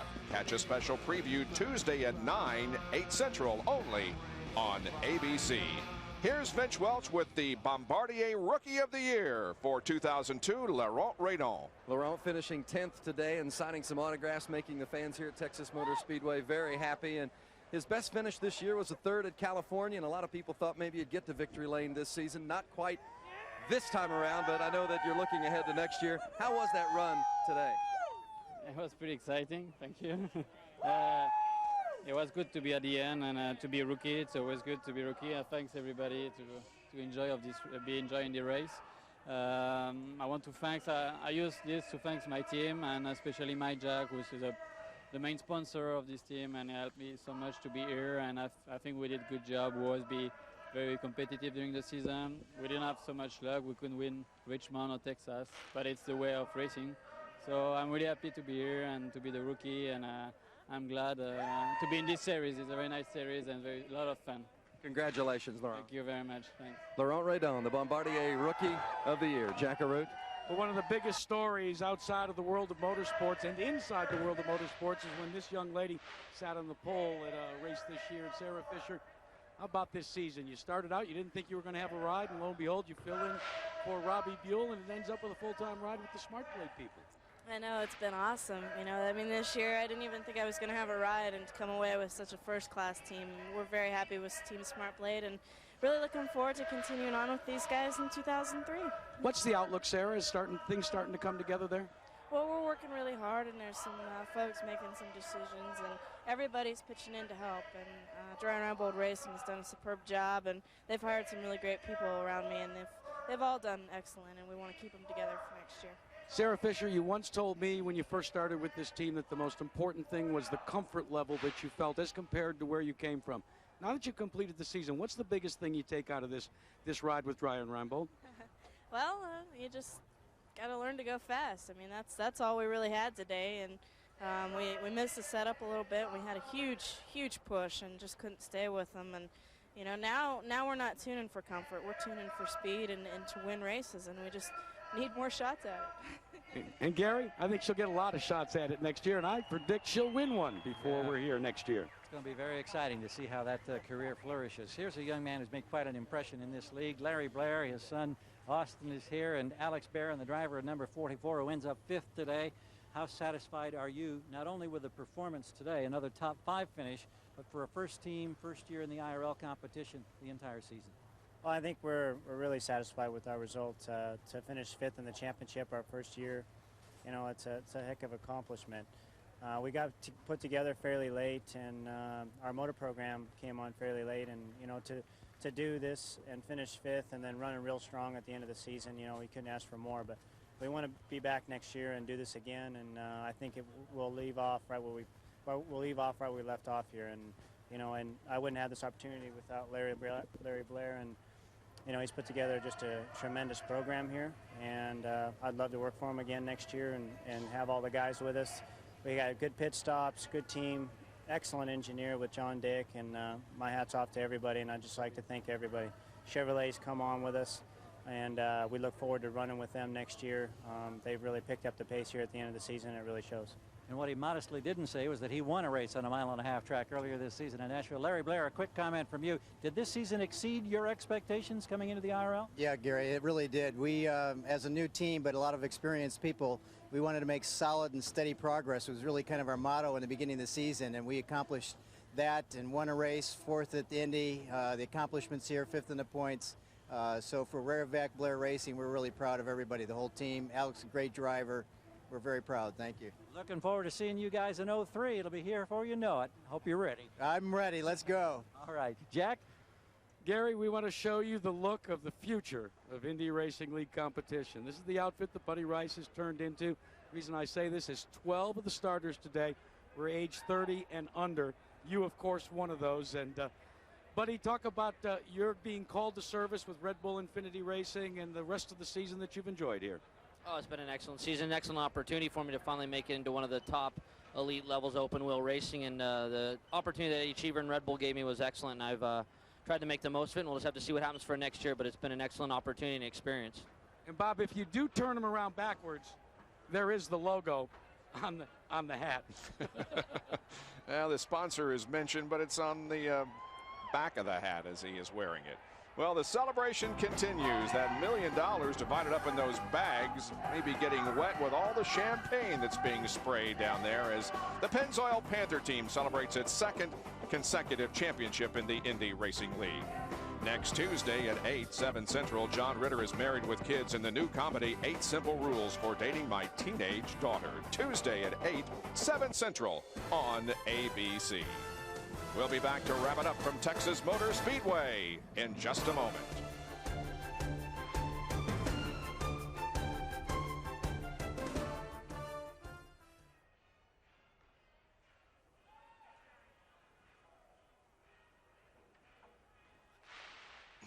And back here at Texas Motor Speedway, the celebration is continuing among all those members of the Pennzoil Panther team. Let's go back and take a look at what happened here today. The Indy Racing League trophy was up to grabs, and the two contenders were Sam Hornish and Elio Castroneves. The last 30 laps of the race. Now bear in mind something here. As long as Sam Hornish Jr. finished 2nd, he had the championship won. But would he settle back in behind Elio Castroneves? No way. They battled wheel to wheel, side by side, and in fact, we counted at least 4 times that they could possibly have touched in those last 30 laps. It continued like this right on down to the drop of the checkered flag. Castroneves to the inside, Hornish to the outside. Now, Sam, of course, has been involved in 4 of the closest finishes in history, and that outside line has been very good to him. And on the last lap, that's exactly where he was. They came off corner number 4, Sam on the high side, and Castroneves finishes 2nd to Sam Hornish Jr., who is the winner of the race and the champion. Here are Paul and Scott. I guess you just got to say, what fun. Boy, it has been a fun season. Here are the 3 rookie stripes from Scott Goodyear's chair all season. They're gone. I can't tell you what a great job you've done. Well, it's been enjoyable. What a terrific job for the league. They reported 86,000 fans here today. They were screaming, they were yelling, they were really into it. And it just makes you want to look ahead to next season already. Normally about this time of the year you say, oh, well, going to get a break. No, I want to see a race next week. You almost feel that way, but Paul, what comes to my mind right now is that Panther Racing, which was developed and started in 1998, beat Penske, the powerhouse of open wheel racing, with 11 Indy 500 victories, 11 championships, started in 1968. What an amazing fate for these teams. Yeah, but what that will do for Penske Racing is just say, we're coming back hard once again. And I think it's absolutely amazing that Pennzoil Panther did it with a single car team, except for the last couple of races. So they really have their act together, Jack LaRue. Paul, not only has the race been exciting, but this crowd has been let loose in the IRL garage area. And after running 200 laps at Texas Motor Speedway, this man, Eddie Cheever Jr., continues to sign countless autographs for the Red Bull Infiniti team. What a season, Eddie. It's the most bizarre season I've ever been in. We had very fast cars and went away with 1 win. But we learned a lot. The Infiniti engine ran very well, and I'd like to take this opportunity to thank them for all the help they've given us, and of course Red Bull. But what a great season. Sam is cool hand Sam. He did it again 2 times in a row. And he beat the Penske's, and everybody thought the Penske's were going to come in here and just kind of play with everybody. And it was a great run for the championship. Bob, that's the best testimony I can ever give. Well, Eddie Cheever Jr. indeed did have a very up and down season. And we can add another to the closest finishes in history. Chicago last Sunday remains the closest, but here today we also had an incredible finish, .0096. That now becomes the second closest finish in history. Down to Vince Welch. Robbie McGee led 13 laps today. You told me before the race this chance with Team Cheever was going to be a big point in your career. How do you feel you fared? Well, you know, we're not really happy with the overall result, but it's really great to get out front and get to lead laps again. I know I could win in a car like that, and we just got caught out on fuel strategy, but that's what put us out front for a while. Like I said, I know if I had an opportunity, I could win it. It's got me excited about winning races again. He has shown that if he has a good car, he can take it to the front. He did so today. Robbie McGee. Robbie McGee, of course, had his best finish in his IRL career here at Texas Motor Speedway when he finished second to Scott Sharp in 2000. So that indeed is going to wrap it up for the year 2002 in the Indy Racing League. Now, you look back over the season and you find so many things you can talk about, but perhaps instead of looking back, we should look ahead just a little bit. We mentioned several things during the telecast today that points to very good things for the Indy Racing League in the year to come. 12 drivers in this field today were under 30 years of age, so we have some young drivers that are coming up to challenge the old veterans. We have 2 new engine manufacturers that are coming into the series next year, along with Chevrolet. Toyota and Honda will be a part of the series, and Infiniti, which has done such a great job the past few years, will concentrate on its own series, the Infiniti Pro Series. And we have brand new cars that are coming out, including a new car manufacturer. And we also have, of course, a trip to Japan to look forward to as the number of venues on the IRL schedule also expands. So 2003 also looks very good for the Indy Racing League. Sam Hornish Jr. is the champion of 2002 and the winner here at Texas Motor Speedway. Coming up next, World News Tonight, Sunday, except on the West Coast, where you will see the Formula One Italian Grand Prix. Thanks for being with us all season long. For Paul Page and Scott Goodyear, I'm Bob Jenkins. Thanks for being with us for this incredible series. ABC Sports is online at ESPN.com. Keyword ABC Sports.